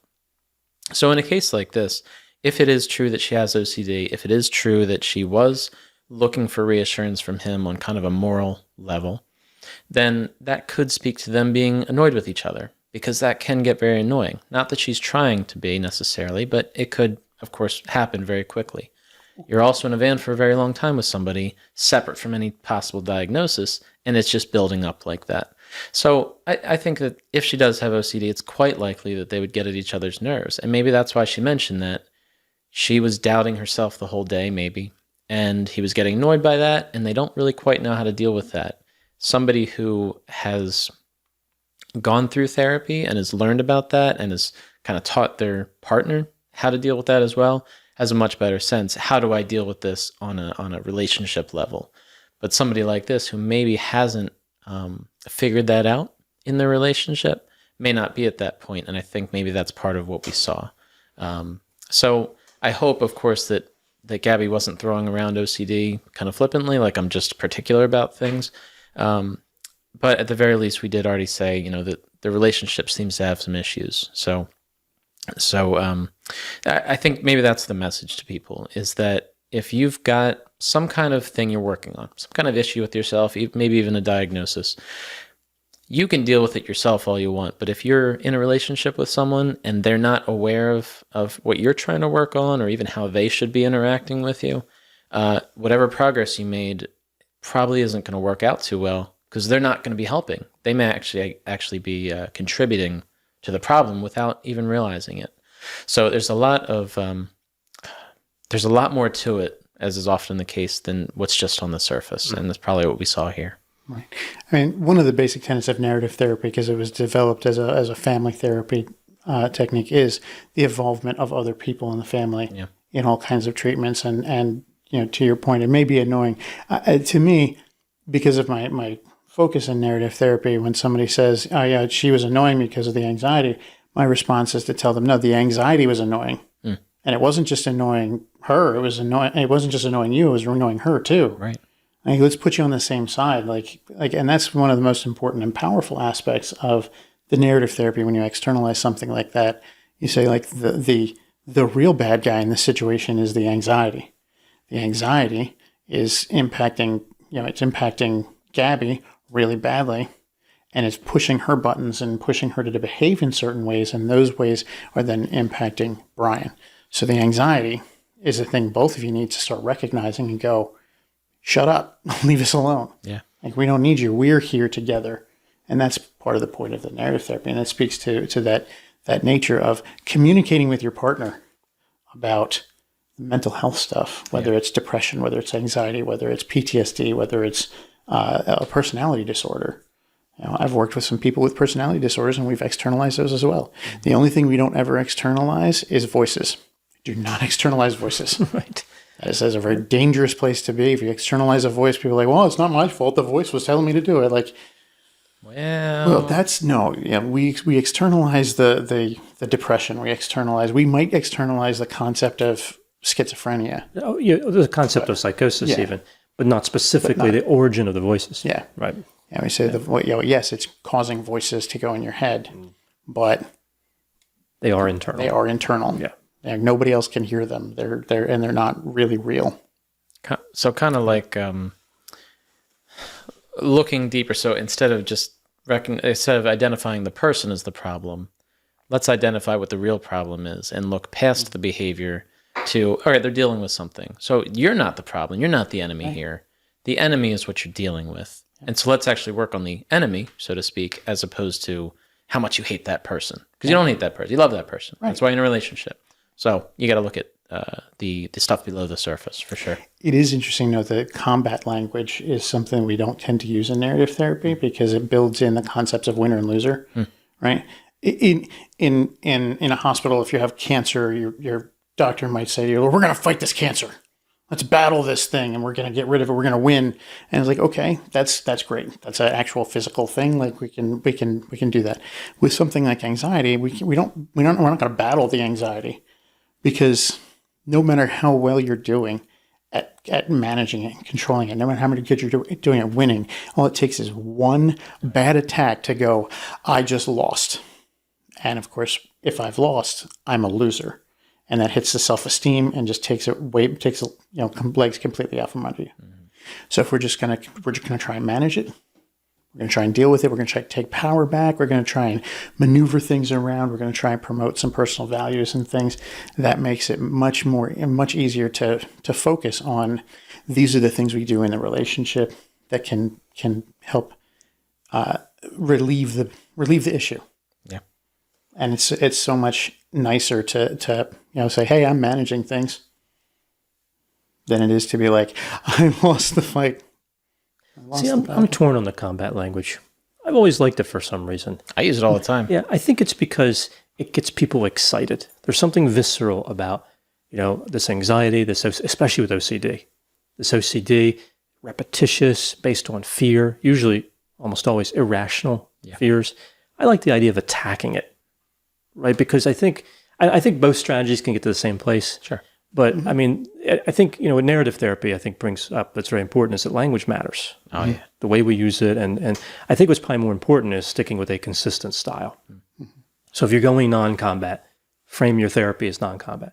If you're going combat, then bring that language in and stick with that. But also frame what that language really means. Mm-hmm. It's not literally beating the OCD with a stick or something. Right. But it is, it's an adversary. It's an obstacle. Mm-hmm. So you can try to finesse an obstacle, or you can slam through it. Either way works, as long as you get rid of get past the obstacle. That's the idea. Some people's personalities, I think, are very important too, in terms of evaluating the personality to see what therapy might work. I think some like that adversarial approach, and some are like, I'm afraid of confrontation. No, that's a great point. That's okay. You can hide from the anxiety. Step over here and sneak around it. There's all kinds of ways to overcome it. I personally like to use the power approach. Right now, anxiety has so much power in your life. Mm-hmm. It's got so much influence on everything you do that it's in control. It's in the driver's seat. What we want to do in therapy is try and take that power back. Yeah. Move that power differential back over. It's literally, we're empowering you to take control of the situation. Mm-hmm. and tell anxiety to its face. Right. Yeah. So there's some confrontation, or gentle conversation or whatever. But there's a relationship. In a way, you develop a relationship with these externalized symptoms, mm-hmm. and not submissive. Right. So when I see things like this with the OCD, and again, we don't know if Gabby has it or not. One of the things I think about with OCD is that there's a very repetitious component to it. Mm-hmm. Ritualistic behavior is crucial. So if somebody's fastidious, right? If they're like, oh, I don't like they will go, they'll be unhappy with, they're not straight, they're not parallel. That's not OCD. There's no true repetition of the same useless behavior, right? I've worked in situations with people where they're checking the oven like a few hundred times a day, to where they've physically actually worn the mechanism out. Mm-hmm. They've gone, I'm thinking, how many times would that take? Or where they've operated a faucet so many times that they wore the seal, the washer, the seal out. Yeah. So they're going to Lowe's and replacing the little parts in there. Mm-hmm. I had a client that had to replace their front doorknob 7 times because the ritual was they couldn't walk away from the door unless they turned the key 12 times. Mm-hmm. And if they lost count because something disrupted them, they had to start over. And that always happens, mm-hmm. right? It's just inevitable. It is inevitable that happens. And she snapped the key off in the lock several times just because the torque of turning it over and over and over again, she would snap it off, and then she'd have to go get another one. Mm-hmm. She did learn how to rekey a lock, though. Useful skills can come out of OCD.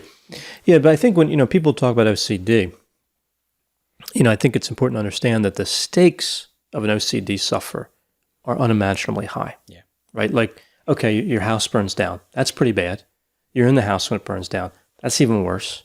Right? A burglar comes in and attacks you. That sounds bad. If you don't lock the door, all these things. Some of the ones I've seen are existential mm-hmm. in nature. So I'm going to burn in hell forever. They're difficult. That seems like high stakes. Wow, forever? And burning in hell. You put those two together.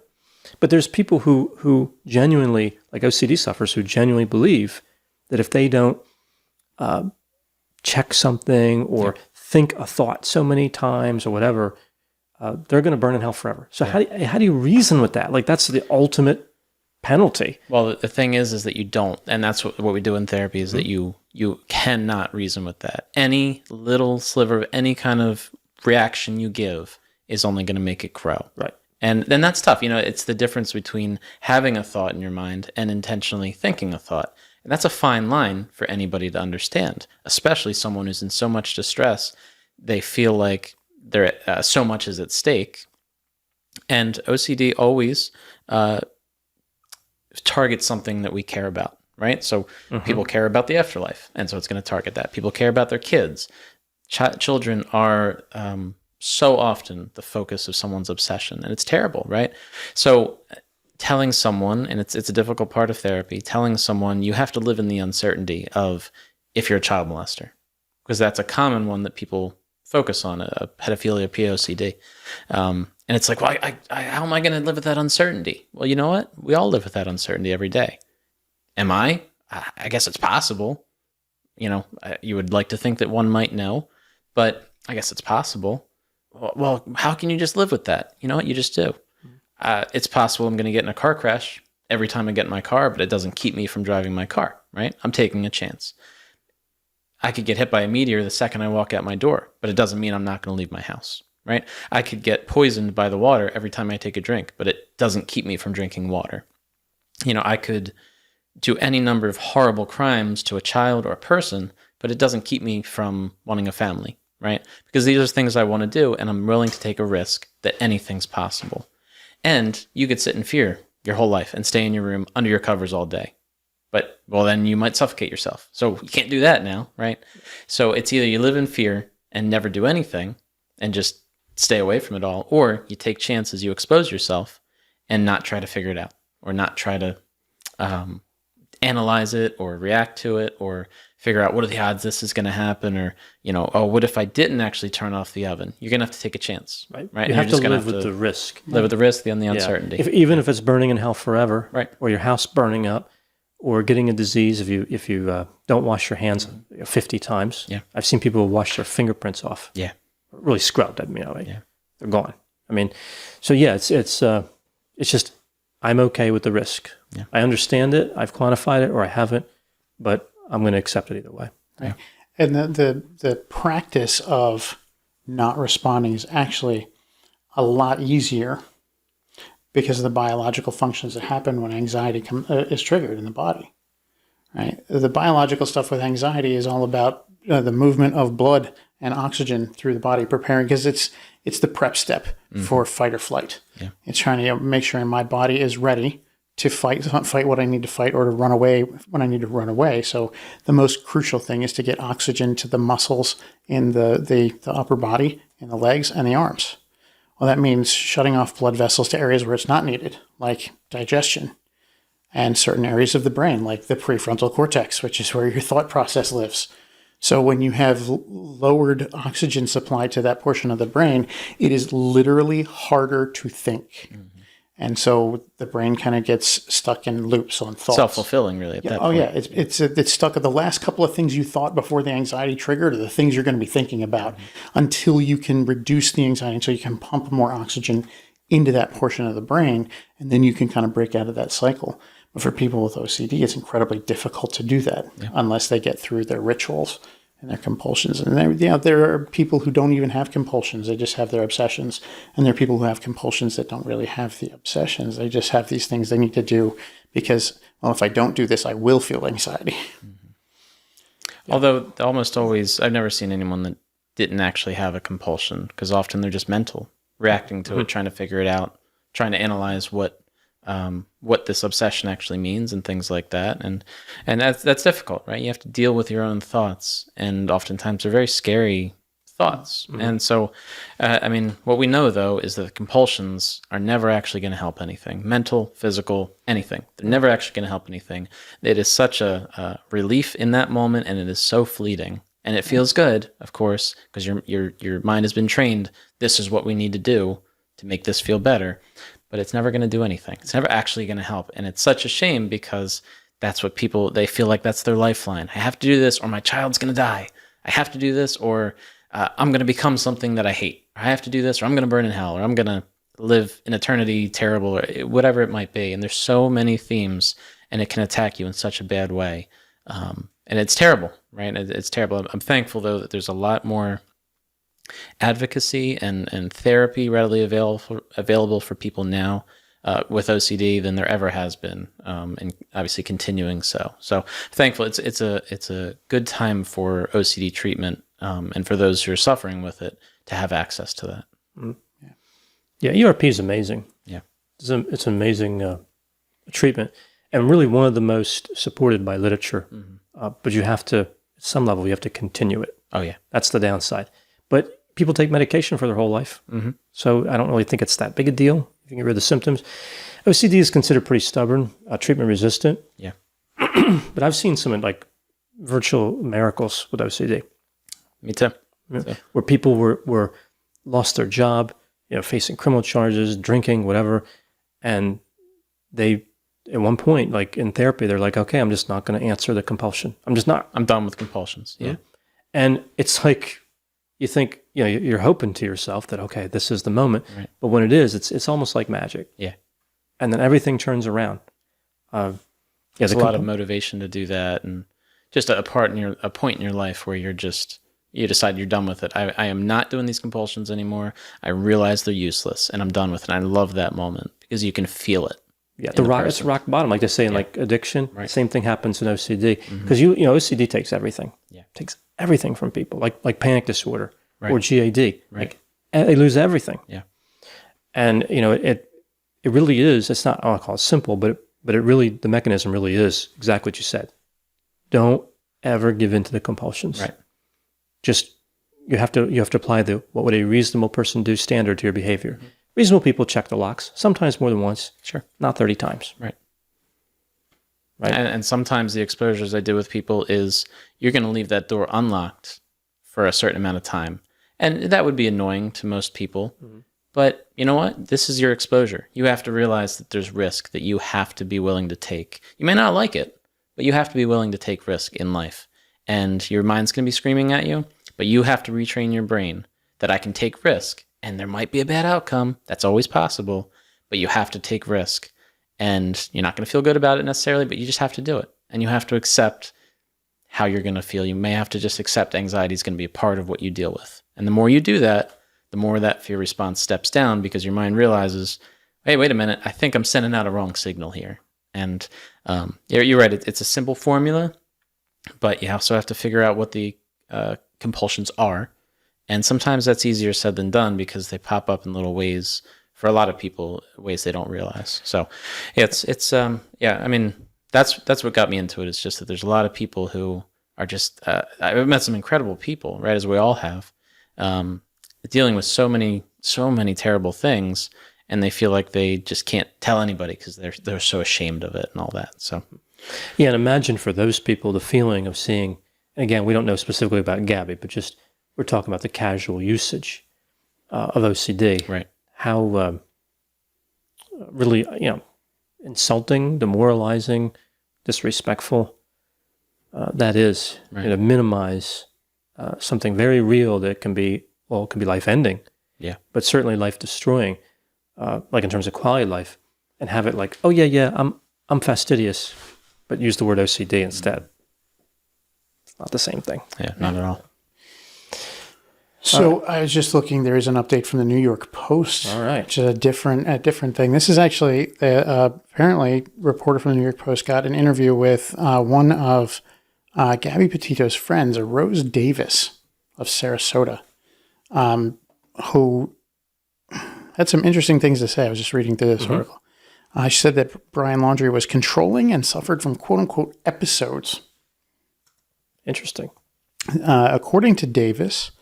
In this article, she is quoted as saying that he's got these jealousy issues and he struggles from what Gabby called these episodes where he would hear things and hear voices and wouldn't sleep. She said Gabby had to stay at my house a bunch of times because she just needed a breather and didn't want to go home to him. Well, that paints a very different picture. It does. What we thought of. Yeah, if that's a credible report, right? If it is, she did go on to say things like she believes she's was Gabby's only friend in Florida, and not because she can't make friends, but because Brian didn't want her to have more friends. Yeah. She said he had, in referring to Brian Laundrie, she said, Rose Davis stated that he had this composure as a sweet, nice, caring guy, but you could tell he's a little off, a little weird. Like he'd set up our hammocks when we go to the beach, but then wouldn't sit with us, which I found bizarre. Yeah, so one of the things that occurs to me first is with the potential questionable use of the term OCD, again, this is Gabby who, in theory, said this, right? What the voices. You wonder if this isn't an exaggeration. But if we are talking about voices and they're, real, that opens up a whole new realm of possibilities in terms of the danger. And then, what you're describing there, like maybe a social awkwardness, not sitting with people when you've helped them construct where they'll be sitting. Yeah. So we don't really have enough information to... It's entirely possible, though, and we don't have enough information, but it's entirely possible, though, that he'd help them set their hammocks up and would go elsewhere because he didn't like Rose. It could be, but we're only hearing one person's account, right? Right. We're only hearing her side of things. It could be those kinds of things like, okay, I know she's your friend. I don't want to hang out with her, so I'll set up your hammocks. You guys can hang out. I'm going to go over there because I don't want to hang out with her. It's possible. It's possible that Gabby was, the hearing voices and things and hearing things was her interpretation of stuff that wasn't going on in his head because he's not actually saying that he's hearing these things. Could be like her exaggerating certain things. We just don't have enough information. Of course, the alternative is that Rose Davis is being absolutely accurate in everything she's reporting, right. And that Brian actually had something akin to schizophrenia, schizoaffective, that he was having delusions and hallucinations at times, or bipolar with psychotic features, and in those manic times he was. There's a lot of things, a lot of different things that could be, but we just don't know. Another thing could be psychedelics or they're drugs. Like there's so many possibilities, but just the idea if he really was having voices, that does probably increase the danger potential a bit, and not necessarily dramatically, but it's not a good sign. No, right? It's not a healthy sign. Well, you know what? That anytime anybody puts out a possibility of voices, or even says, "Hey, I think he was hearing voices," whether it's true or not, that starts to spin things for people, and people, of course, start to speculate no matter what the information is, and so that puts a very different light on things. And again, we don't know if it's true or not, but that starts to lead people's minds down different paths. Like, all right, well, if that's true, then what else happened? What else could possibly be true? Now I'm, because I'm thinking about this, I'm starting to see Brian in a different light than I was before, and et cetera, et cetera. So of course it's important not to make any assumptions, as we only hear this very recently and from only one source. And we don't know if there's an agenda behind that, of course, as well. So it's a tough thing. It's a tough thing because now there's going to be assumptions made about Brian because of that. Yeah, I guess if you start to kind of look at create columns and you start to put items in columns, you have a guy that came back without his partner when the expectation was that you wouldn't do that. He doesn't say anything, and that's one thing I want to talk about before we wrap up, the idea of not saying anything. He seems to be missing, which is information Mike found for us in the podcast. Right. And the other information Mike found, voices may have been a possibility and maybe some socially awkward behavior. Yeah, this is a developing story as we're doing a podcast. It's almost like, I feel like we're on the news. We're not, no. But this is going to be a very interesting video. And eventually, I think probably be a good one to revisit once we have a lot more settled facts, and we can and a lot more has come out, regardless of what happens. Could be a great one to come back to. Oh yeah, I think it's probably one we have to put on the list to return to.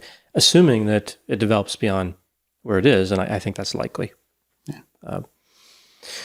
Yeah, unless the alien lizard humanoids have abducted both of them and they never come show up. I guess, because that's a possibility at this point. Like, it could be that Brian never going to be found and Gabby never found. And then we're left just wondering what happened. If that happens, that's going to rival the Dan Cooper, which is erroneously referred to as the D.B. Cooper case. It'll be that big. If this guy disappears, well, he's already disappeared, but if he doesn't return, if he never shows back up again, there's going to be people like writing books about that. There'll be sightings, like Elvis sightings. Oh yeah, there'll be sightings. He'll be sighted in Argentina and everywhere else. He'll be found with Elvis and found with whoever else. Elvis went home. So, that reminds me. Took Brian with him. That reminds me. I wanted to touch on something about Brian's potential age earlier, and I forgot about it. There was a line from a Men in Black movie. It was not the first two. I think it might have been the third one. What was the one with Josh Brolin was in it? That's the third one. Third one, where you gotta love Will Smith. He has, I think, very good acting talent, especially when the script, like the writer knows his personality and can make it. Yeah, those are like some of the best jokes you can find in movies. And he's, I think, to make the timeline work, Josh Brolin was supposed to be like Tommy Lee Jones, like the character. A letter, right? I forget the letter. K? K. There's K. And so, of course, Josh Brolin's older than that character would have been for the whole thing with NASA. They were doing so they had to like do kind of a plot force thing, like a discontinuity, but they faced it head on. Like, he was supposed to be 25. And clearly, Josh Brolin is not 25 filming 25. And Will Smith, who is Jay? Yeah, Jay. It's complex with the movie. He goes back in time or something, but he's looking at him, and he's like, he has this like incredulous look, like, and he's like, "You have a lot of city miles." Something like, I forget the line. Something like, a lot of city miles on you. And that always stuck with me for some reason. Like, that is one of the best lines in those movies, because it captured the moment so well. Like, he's right. That's exactly what it looked like. And then Brolin doesn't really react at all. That was the great thing about Brolin in that movie. Like that movie was not that great. No. I think it was better than the second one, but Brolin just like he encapsulated Tommy Lee Jones's the way of being from the first one. And it was just like, okay, don't react to anything at all. Interesting thing about Tommy Lee Jones is he is a great actor. Way more range than you see in Men in Black. He has like incredible capabilities, but he is awful at the late night shows. He rarely goes on them. I think I saw him one time, and I think the host, like Jay Leno, whoever it was, even said like, he doesn't do a lot of these. I'm thinking he doesn't do any. And he was like, it was horrible. It was painful to watch. Does he just not talking, or is he just like not have? You know how like many actors have kind of they've built their screen presence so they can be personable for those type of events. Sure. I think Tommy Lee Jones is too focused on the actual acting, which is good. He doesn't have that cordial, spontaneous, in the moment kind of thing. He doesn't have it at all. Yeah. No. Okay. Yeah, but can't say enough. I think he's a great actor, and that's all you have to be. Oh yeah. If you're going to be in the movies, you don't have to worry about the Tonight Show stuff. Yeah, interesting enough, they're depending on who he's on. Morgan Freeman has kind of a similar thing. Like he can, there are times when when he's really on, and times when he's just off, and it's terrible. I think there's a clip out here where he was on Jimmy Fallon, and they were speaking with helium. Like they had helium balloons, and it was like, take a big deep breath of helium. Which of course makes your voice Which higher. of course does make your voice much, much higher. Does your vocal cords vibrate much faster with helium. But it was really funny to just hear Morgan Freeman with that classic voice. Just have that classic voice just much, much higher pitched. It's so funny. It was so funny. If you can find that, Morgan Freeman on Jimmy Fallon. With on helium. On helium. Oh, it's funny. And Jimmy Fallon, of course, did the helium too, but Morgan Freeman's just like, I hate you. I'm never coming on this show again. It's really high pitched. You don't think of it much, but there's certain actors that have just plain great voices, separate of any talent they do or don't have. And Morgan Freeman's a good actor too, but he has a great voice. Mm-hmm. He does. Phil Hartman had an incredible voice. He did have an incredible voice. James Earl Jones, I would say, pretty good. Right. Darth Vader. Oh, yeah.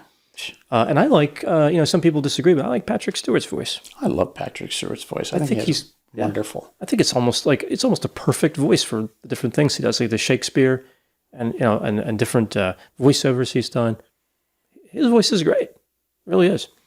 Now, somebody with a very bad voice who tried to go into narrating, Richard Dreyfuss. Ooh. I watched a documentary one time where, I think he must have bribed somebody I don't know how he got the job, but maybe it was like his brother or his uncle worked there or whatever, but he narrated and I had to turn it off. It makes a difference. You have to have a great voice to do that. I think last year, 2020, at the kind of the height of the pandemic shutdown stuff, Patrick Stewart actually did a series of readings of Shakespeare sonnets. Yeah. It was beautiful. Yeah. It was wonderful. Yeah. It's hard to beat Patrick Stewart's voice. Could you guys imagine, and I don't know your opinions on this, of course, but imagine if Fran Drescher tried to narrate things. The History Channel. You're talking about like a bad voice to just be hearing, somebody's narrating something. I think that's about the epitome. What was the character on Friends that had the terrible laugh? She was on like 30-something episodes. It was Chandler's girlfriend. Right. I don't remember. The mattress salesperson. Yeah. Maybe a producer knows. Maybe Sam could figure it out. I was going to say Janice. Janice. Thanks, Sam. Thanks, Sam. All right. Another voice that's, there was another thing that just came to mind because I was talking about the Patrick Stewart during the height of the shutdown. Again, during the height of the shutdown last year in 2020, there was a thing that happened that I found really entertaining, and I unfortunately can't ever finish it because it was writer, director, actor Taika Waititi, who's done so many great movies. But Thor Ragnarok was the most recent one that he did for the MCU. I think he's done other movies since, but he's a wonderful director. He's really funny. One of his first movies, he's from New Zealand. One of his first movies was What We Do in the Shadows, which is an FX TV show spin-off of, which he was actually on one of the most recent episodes. He did a guest spot on. He did a reading of Roald Dahl's James and the Giant Peach with other famous people doing other voices for it. And the first portion of it had Chris Hemsworth and his brother Liam Hemsworth.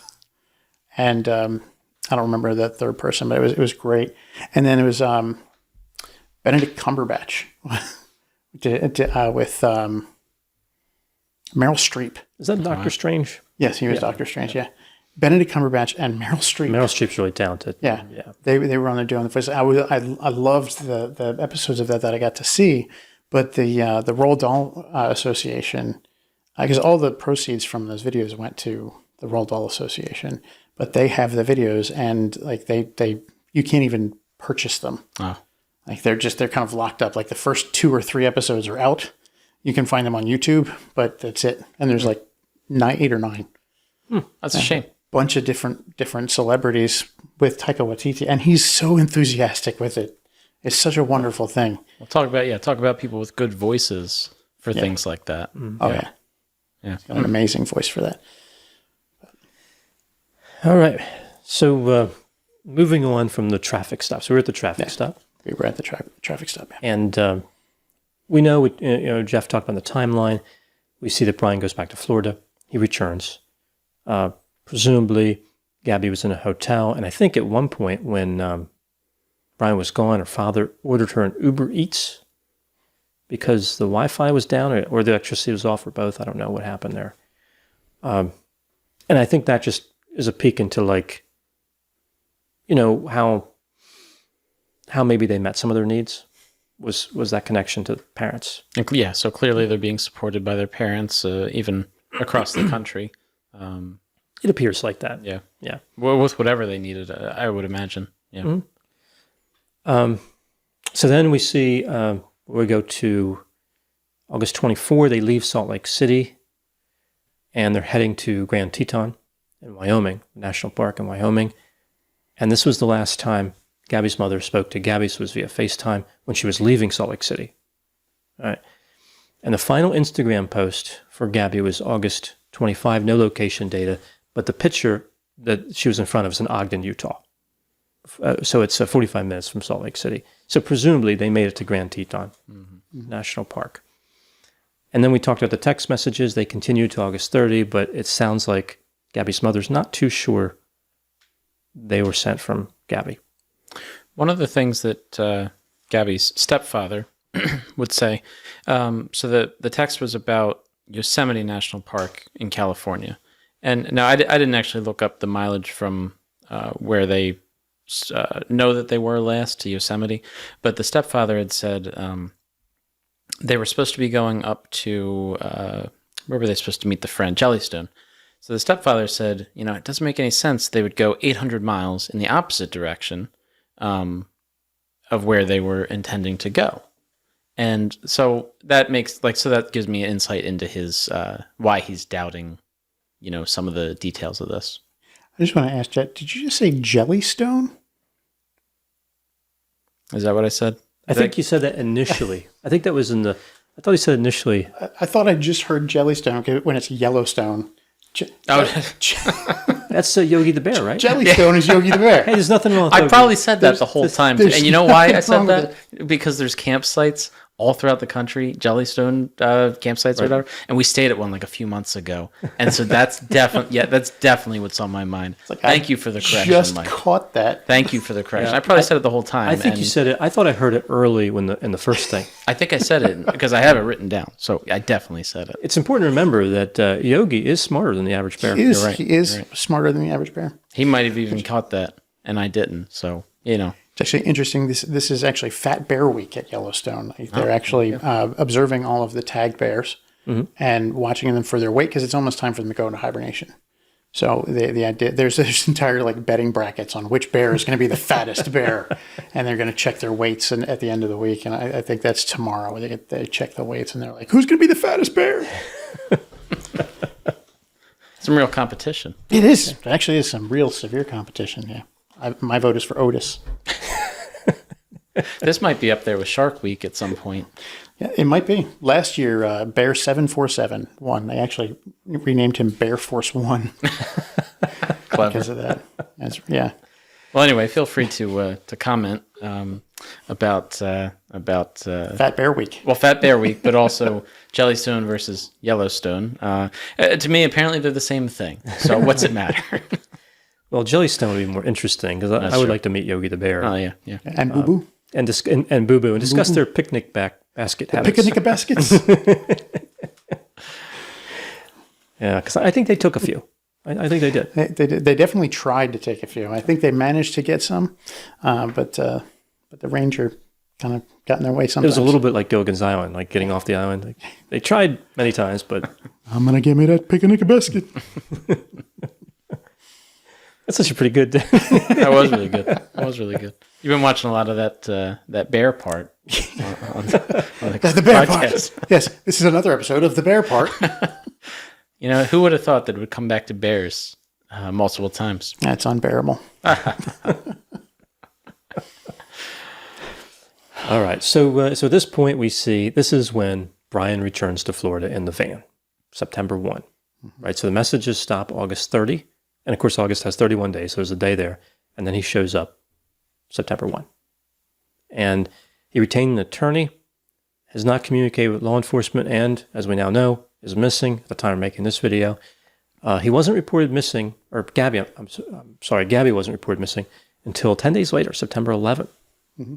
And the police, they jumped right on that Ford Transit. Obviously, it's of interest if there's DNA or blood or anything in it. And then we see a press release from Brian's attorney on September 14, essentially saying that, it's a difficult time, and we understand there's a search going on in Grand Teton, and, the family is going to stay, the Laundrie family is going to stay in the background at this juncture. So, I guess essentially, we're not going to say anything. No statements are going to be made. Mm-hmm. All right. And the police have officially said that Brian is a person of interest. I doubt that status has changed with him being missing. Probably not. Probably even more of interest now. Yeah, but not a suspect because there's actually no crime at this point. Yeah, at this point, there's no crime. Because like we said earlier, Gabby could be in a motel somewhere just chilling out. They could be together, for all we know. They could. One of the things I talked about in my other video was this idea this is all a hoax. I think it's minimal in terms of probability, but they wanted to start a social media thing. It wasn't going great.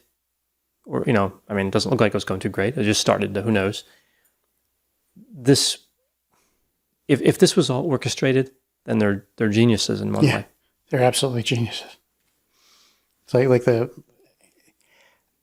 if it's a hoax, it's brilliant, but not. Well, it's simple, right? No crime is committed. You just stay here. I drive here. I don't talk. I disappear. That's the end of the plan. That, in a way, the simplicity is amazing. Mm-hmm. Yeah. And it makes me worry that somebody's going to pick up on this and now do this. Right. If that's not what they did. Right? And then they're going to blame the murder part or alien lizard humanoids and be like, I got the idea from Dr. Grande. There was another update I just saw, pretty inconsequential to anything, but CBS out in Denver noted that they had visited a Colorado Springs on July 8th. So that's early in the timeline. So I don't know that it really adds anything to it, but I think it just notes another stop on their trip that I don't know if there was a picture associated with it. Although I did have something about July 8th in the notes. Let me look at that real quick because it was okay. So they did post pictures on July 8th from Colorado. So yeah, I don't think it actually adds anything except that perhaps maybe there will be some kind of account from someone at this pizza shop. It was called Slice 420, this pizza shop. So maybe there'll be some kind of an account from someone there about behavior, about what they noticed or didn't notice. Although with a name like Slice 420, I don't know how observant. I'm not sure we should be trusting their memories. Yeah. So I think the moral of that is I don't think I added anything. Just to speak a little bit back to the media judgment that's coming on. I noticed there's a tweet that popped up on the feed that just because I'm looking at for updates and stuff, it comes out. It says this dude is toast. The world will hunt his guilty ass down. Wow. Like, guilty of what right now? Like, I guess like the assumption is, oh, he murdered her. Right. But there's no evidence of that right now. So let's go to the philosophical discussion about not talking, because I think that's one of the most interesting things that's come out of this case.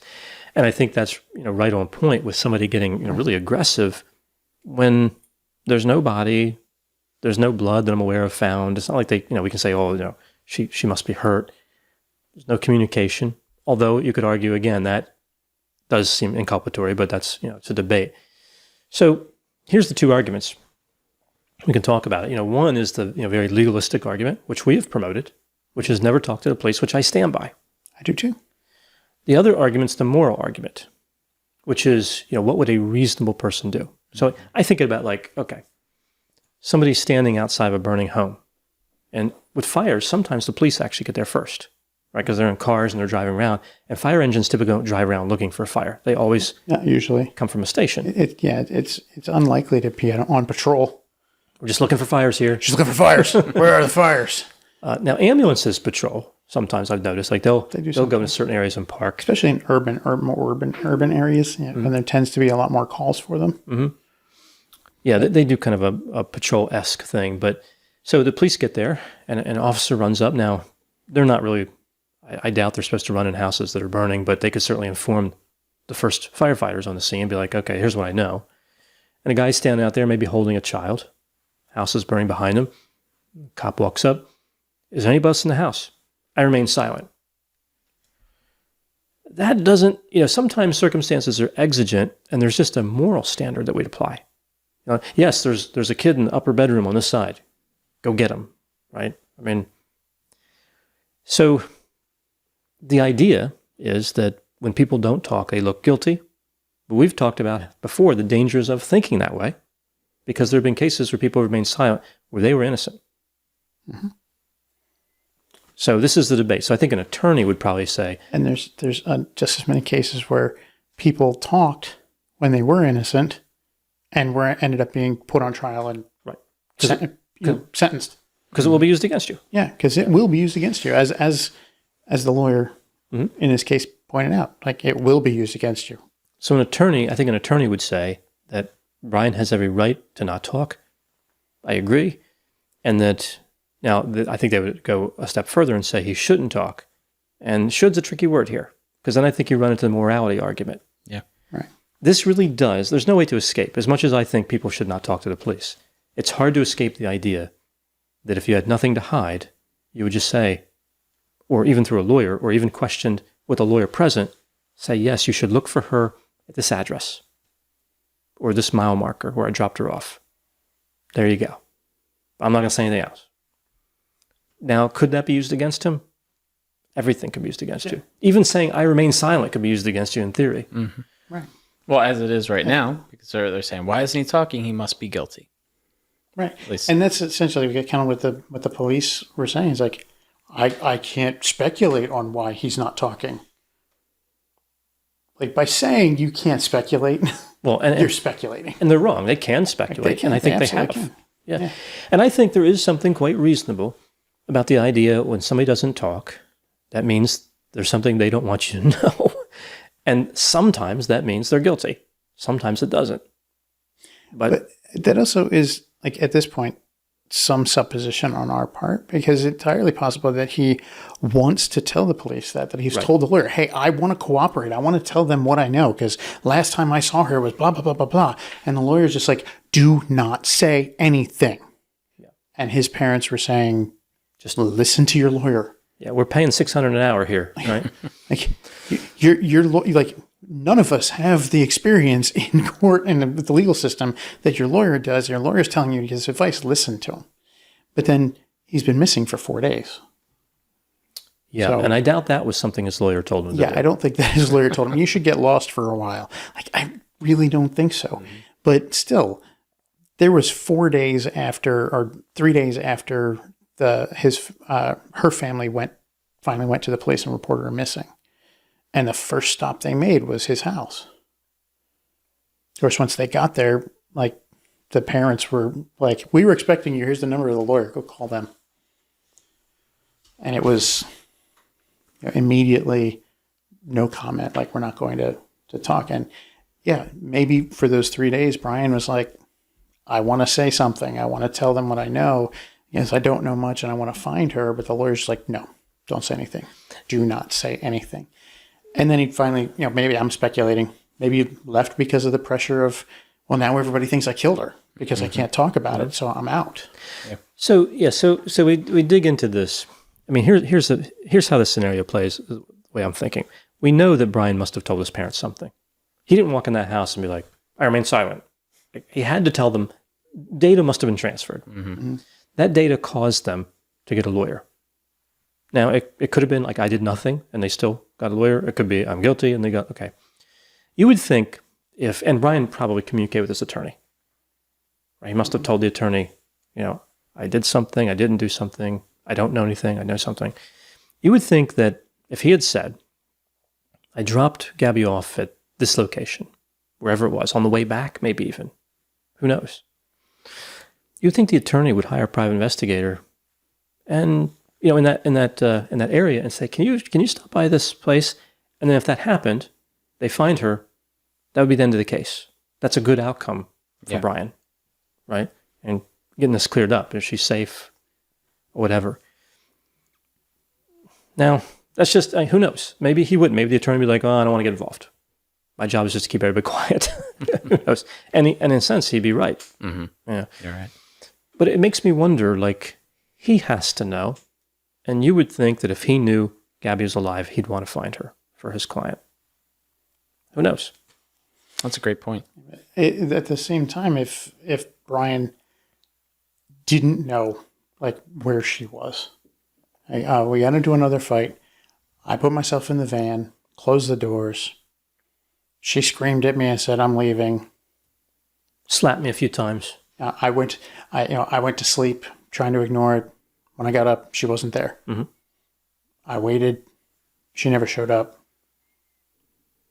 I decided to go home to see if she had flown back home. Like, that's a reasonable story. It explains why he might not know exactly where she is. Mm. Especially if they were camped somewhere that he didn't really... Like, I really don't know where we were. Doesn't explain why he wouldn't call the police, though. And that's where he gets hung up. Mm. Yeah, it does explain that. And maybe she said, "I'm going home." So he didn't call the police because he believed she was going home. This is, again, all speculation. It's possible. But as far as we know, all this speculation could all be true. Yeah.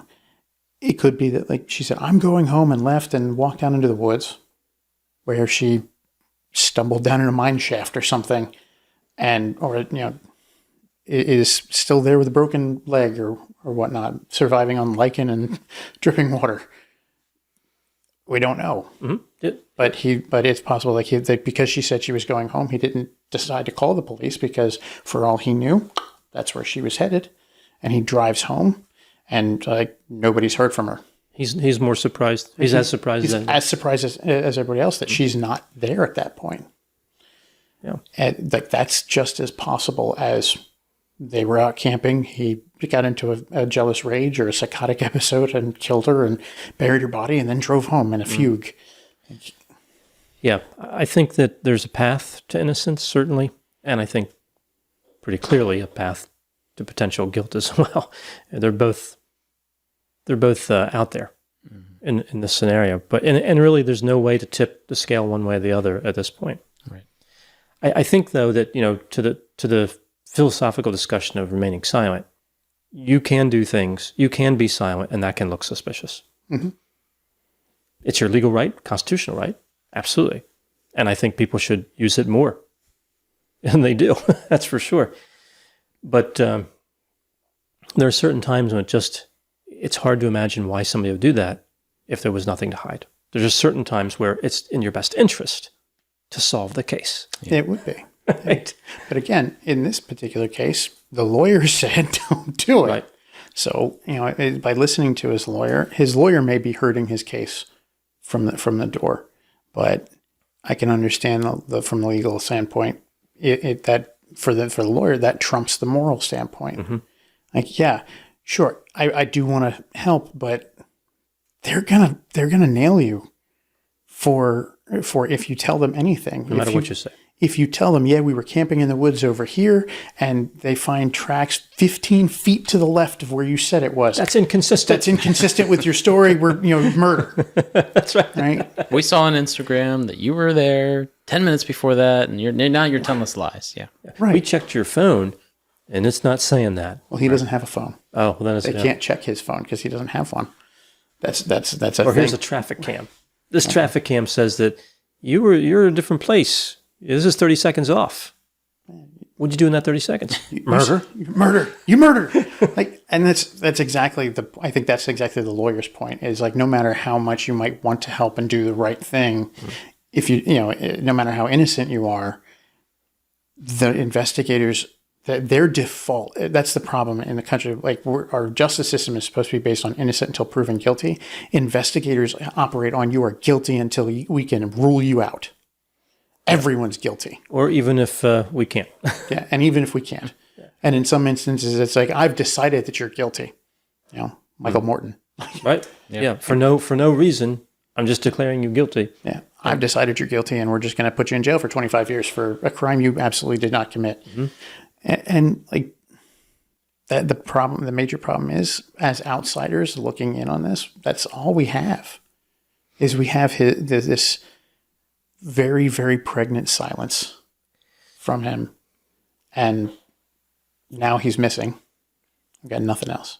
So I think you're both familiar with the show Law and Order, right? Oh, yes. Not the S garbage, but the real one, Jerry Orbach. And yeah. Mm-hmm.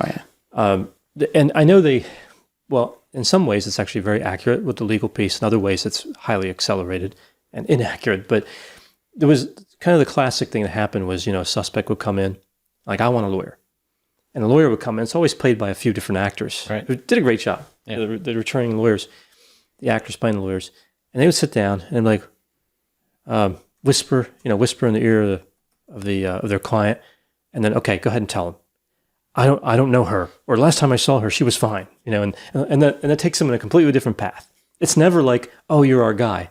It's always like when they start talking, that, unless it's toward the end of the show, that they're going to go to somebody else in the investigation. But, you think like one of those moments. You think like this attorney, going, just talking to the police with Brian when Brian was there, which apparently he's not now, and just saying, here you go. Here are the coordinates. Go chase another suspect or go find the person. Right. All right.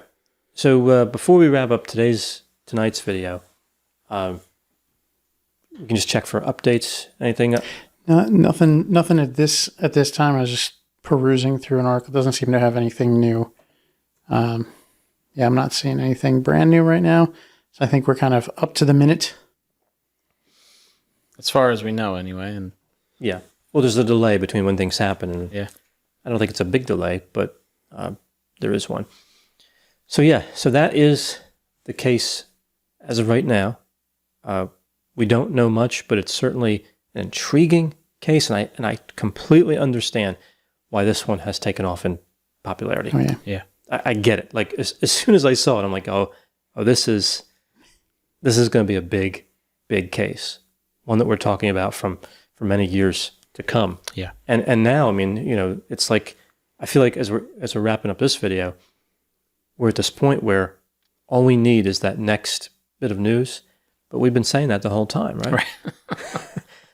One more piece of the puzzle. And then we'll get it. Then it'll be solved. Yeah. I would say right now it seems like when they find Brian. But they could find him and be in the same spot we're in now. Right. So. Or even have even more questions. Because he might still not be talking, Yeah. Where were you? I'm not saying anything. Yeah. On advice of counsel. Wasn't there a character on The Simpsons who Johnny Tightlips. I ain't saying. And I think it was like Fat Tony was like, where did the shooter go or something? And he's like, I ain't saying anything. He's like, sometimes that's not too helpful. I don't know nothing about nothing. It's like it was like the place was on fire and they were in danger, and he's like, where is he? Like, It's like, I ain't saying. That's not helpful. Who's the character? Montaigne? Who's the character that plays Fat Tony? The actor, Joe Montana. Joe Montaigne. Yeah, just a great job in that role. Yeah. One of my favorite characters is Fat Tony. He's been in a lot. He has been on a lot of episodes. Yeah. And they have a lot of stereotypes in his character, but he's funny in so many ways. And it brings back, The Godfather, Godfather Part 2. Great movies.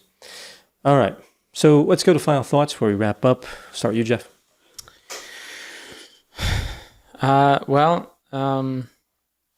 Of course, confusing why Brian's not saying anything, and he has potential maybe to say something helpful. So, this is just a case, as far as we know, of two people that wanted to get out and do something a little bit different, right? Go and start a blog, a YouTube channel, go out and have adventures driving cross country, and really plan for it as well. And, did the van and modified it and all that, and had good intentions, I guess, as far as we know. And that's good. You see the kind of pictures that they took are the kind of pictures that I probably wouldn't be able to take, right? Some terrible picture with my cell phone or something, and I'd look back like, oh, this place was great, but you see pictures like that, and it kind of captures the enormity of it a little bit better than I might be able to, right? So, I'm glad for what they were doing. It was a pretty cool thing. But whatever the factors were that ruined all of this, whether it be mental health, whether it be an issue with the relationship, whether it be just frustration, anger, whatever it was that caused this all to come to this conclusion, or this, not even conclusion, but just what we know now as the end of their journey. Whatever caused it, it's unfortunate, right? Because it probably was preventable if they had recognized perhaps that, maybe they were just a little bit too early in our relationship to do stuff like this again, right? Or really put the pressure on ourselves to build something up like this. Or even just, I think we argue a little bit too much, or maybe we haven't quite figured out how we're going to interact with each other or something like that. So hopefully people say, so maybe hopefully there's a lesson here that if you're in a relationship, try to work on things before you try to get into any kind of endeavors. Try to start a business with your partner and you aren't quite there with your relationship. All right, so consider that. Or if you're trying to travel long distances with your partner, but you're not quite there yet and you guys kind of get annoyed with each other. These are things to think about before you do stuff like this. So I don't know. Of course, I hope that Gabby is found, and I hope that Brian's found as well, and I hope that they're both well and healthy. And I hope that Brian didn't do anything bad. I hope Gabby didn't do anything bad, of course.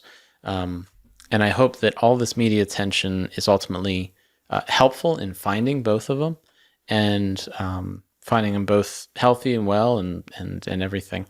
And I'm thankful ultimately that people generally have a focus on, we just want to find Gabby, and now we just want to find Brian as well. And yeah, again, I hope that they're found, and I hope that this has a positive resolution. Absolutely. In a case that gave us an opportunity to really talk about OCD, and it had a mental health component that they introduced through their talking to the police. Absolutely. Mike, your thoughts? So this is just in a whirlwind case. That's the thing. I've never followed a case as it's happening as much as this one. But we recently covered Summer Wells, which is still an ongoing case, but it was a couple months old by the time we got to it. Do you remember the baby Jessica case with the baby who fell down the well? Kind of reminds me of that, except that was time compressed, and this has taken like a week. Yeah. Or O.J. Simpson. Right. The low-speed chase. Yeah, the low-speed chase. I do remember watching the low-speed chase, but I was in high school at the time. I quickly lost interest, and I was like, he was good in the Naked Gun. But he was good in that. He was good in the Naked Gun, but I don't even know him beyond that. So whatever. I really didn't. I purposely disengaged from that trial at that time. I understand now the major impact of it, but I didn't want to have anything to do with it. Because I didn't want to. I was 15 or something like that. I don't care about the news. But I think that there's just been so many twists and turns. We didn't even get to talk about Crystal Turner and Kylan Schultz, which is a couple of people were murdered in Moab. Like the body cam footage comes from Moab on August 12th. Mm-hmm. The last time these two individuals were seen in Moab was August 13th, just one day later. And one worked for the Moonflower Co-op. And one worked for the Moonflower Co-op, which was where Brian and Gabby were on the 12th. Now, the police have updated and said... Yeah. There was speculation for a few days there that, hey, maybe these are connected. Mostly, I think, by reporters trying to find a connection, because the police were like, well, we can't rule it out, but we don't see it. And, since then, just today, just before we were starting this, I think they finally made statements where like, yeah, we're ruling that out. They're not connected at all.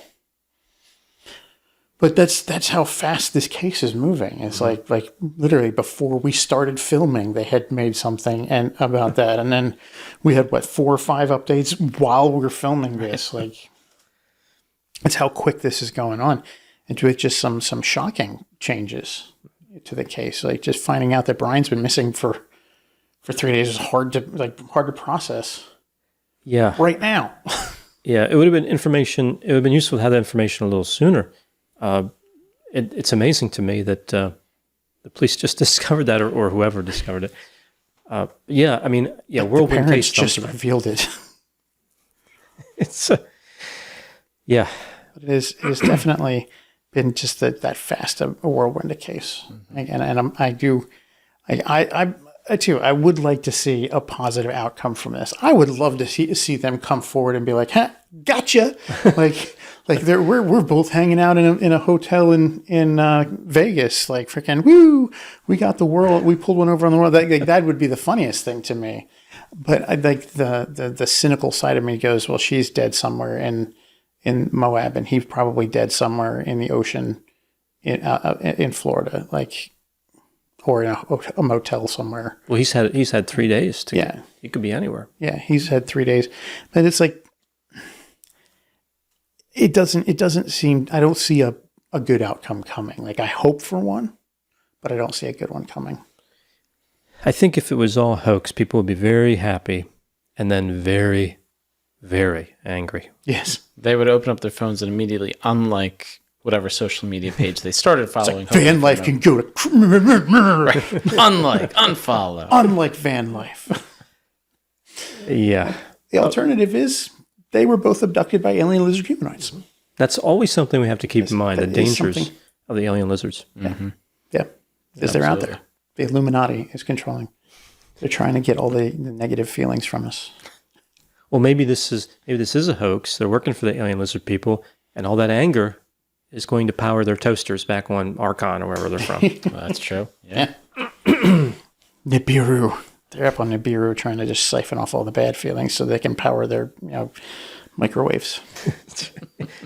Now we can turn them to high. No more cold food. Hold on. Before you can pop the popcorn, we've got to cause some bad feelings down on her. We're going to make a couple go missing. So we record the show, and then it gets edited and uploaded, and it takes a while. I hope when this gets live, it's still current, but it is current as of this moment when we're making it. This moment, and by the time it is actually uploaded, and there'll be like 15 more developments in the case. Yeah. And we'll have to film another episode on this next week. Yeah, I actually hope we do, because I hope there's that many updates to where we can. Yeah. Maybe we can incorporate it as the tail end of another episode, just to offer some updates on it. That's possible. Yes. Something like that, just to, because some of these cases are very historical, right? Like Jodi Arias, Michael Morton, Rod Farrell. He's not going anywhere. Yeah. Rod's not going anywhere. The only update in one of those cases would be that somebody incarcerated died or something. Not, Yeah. This one, much different. Right. Yeah. Anything could happen in this case. Mm-hmm. It's still wide open. Anything. So, all right. So we'll wrap up there with this episode of Alien Lizard Humanoids. Before we go, I want to put out there for people to vote on. What I'm thinking about a van. I'm going to do a little converted van, or maybe like the arch, like That's a good idea. the arch that they had the pictures at in Utah. That was amazing. Yeah, I'll do a miniature version of that. Just put it out there. Put that in the comments. Put your votes in the comments for what tchotchke I should create next, the van or the arch, and we'll see what everybody says, and I'll print it. So please put that in the comments and any other thoughts you have about this case. And something else I want to mention. We get comments on these videos, which we certainly appreciate, and we read every one. Mm-hmm. And we're going to start reading and answering. Well, we read every one, but we're going to start answering a few at the end of the videos we do, whether it's the murder part, alien, lizard, humanoids, or the movie part. Right? So we'll figure out a system to select comments, probably ones that pique our interest, plus some picked at random, just to be fair. And we'll do our best to answer them on the podcast at the end. Randomized sample sounds good. Randomized sample. So please put any questions you have for that, specifically that you'd like answered, submit them to see if we can select them and answer them. Obviously, some questions we can't. And, some we might not do a great job, but we'll try. We'll do our best to answer the questions with the information available and the knowledge we have available. So that'll be a segment that we'll bring on, starting with the next video, whatever one we do next. And we'll include that ongoing. So I don't know how many we'll pick. We'll have to see how it works out. Yeah. But we'll we'll try to take a lot. And some will be short answers, some might be longer.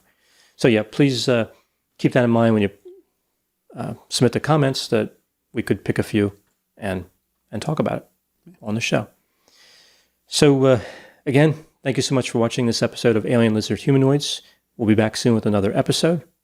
Thank you so much.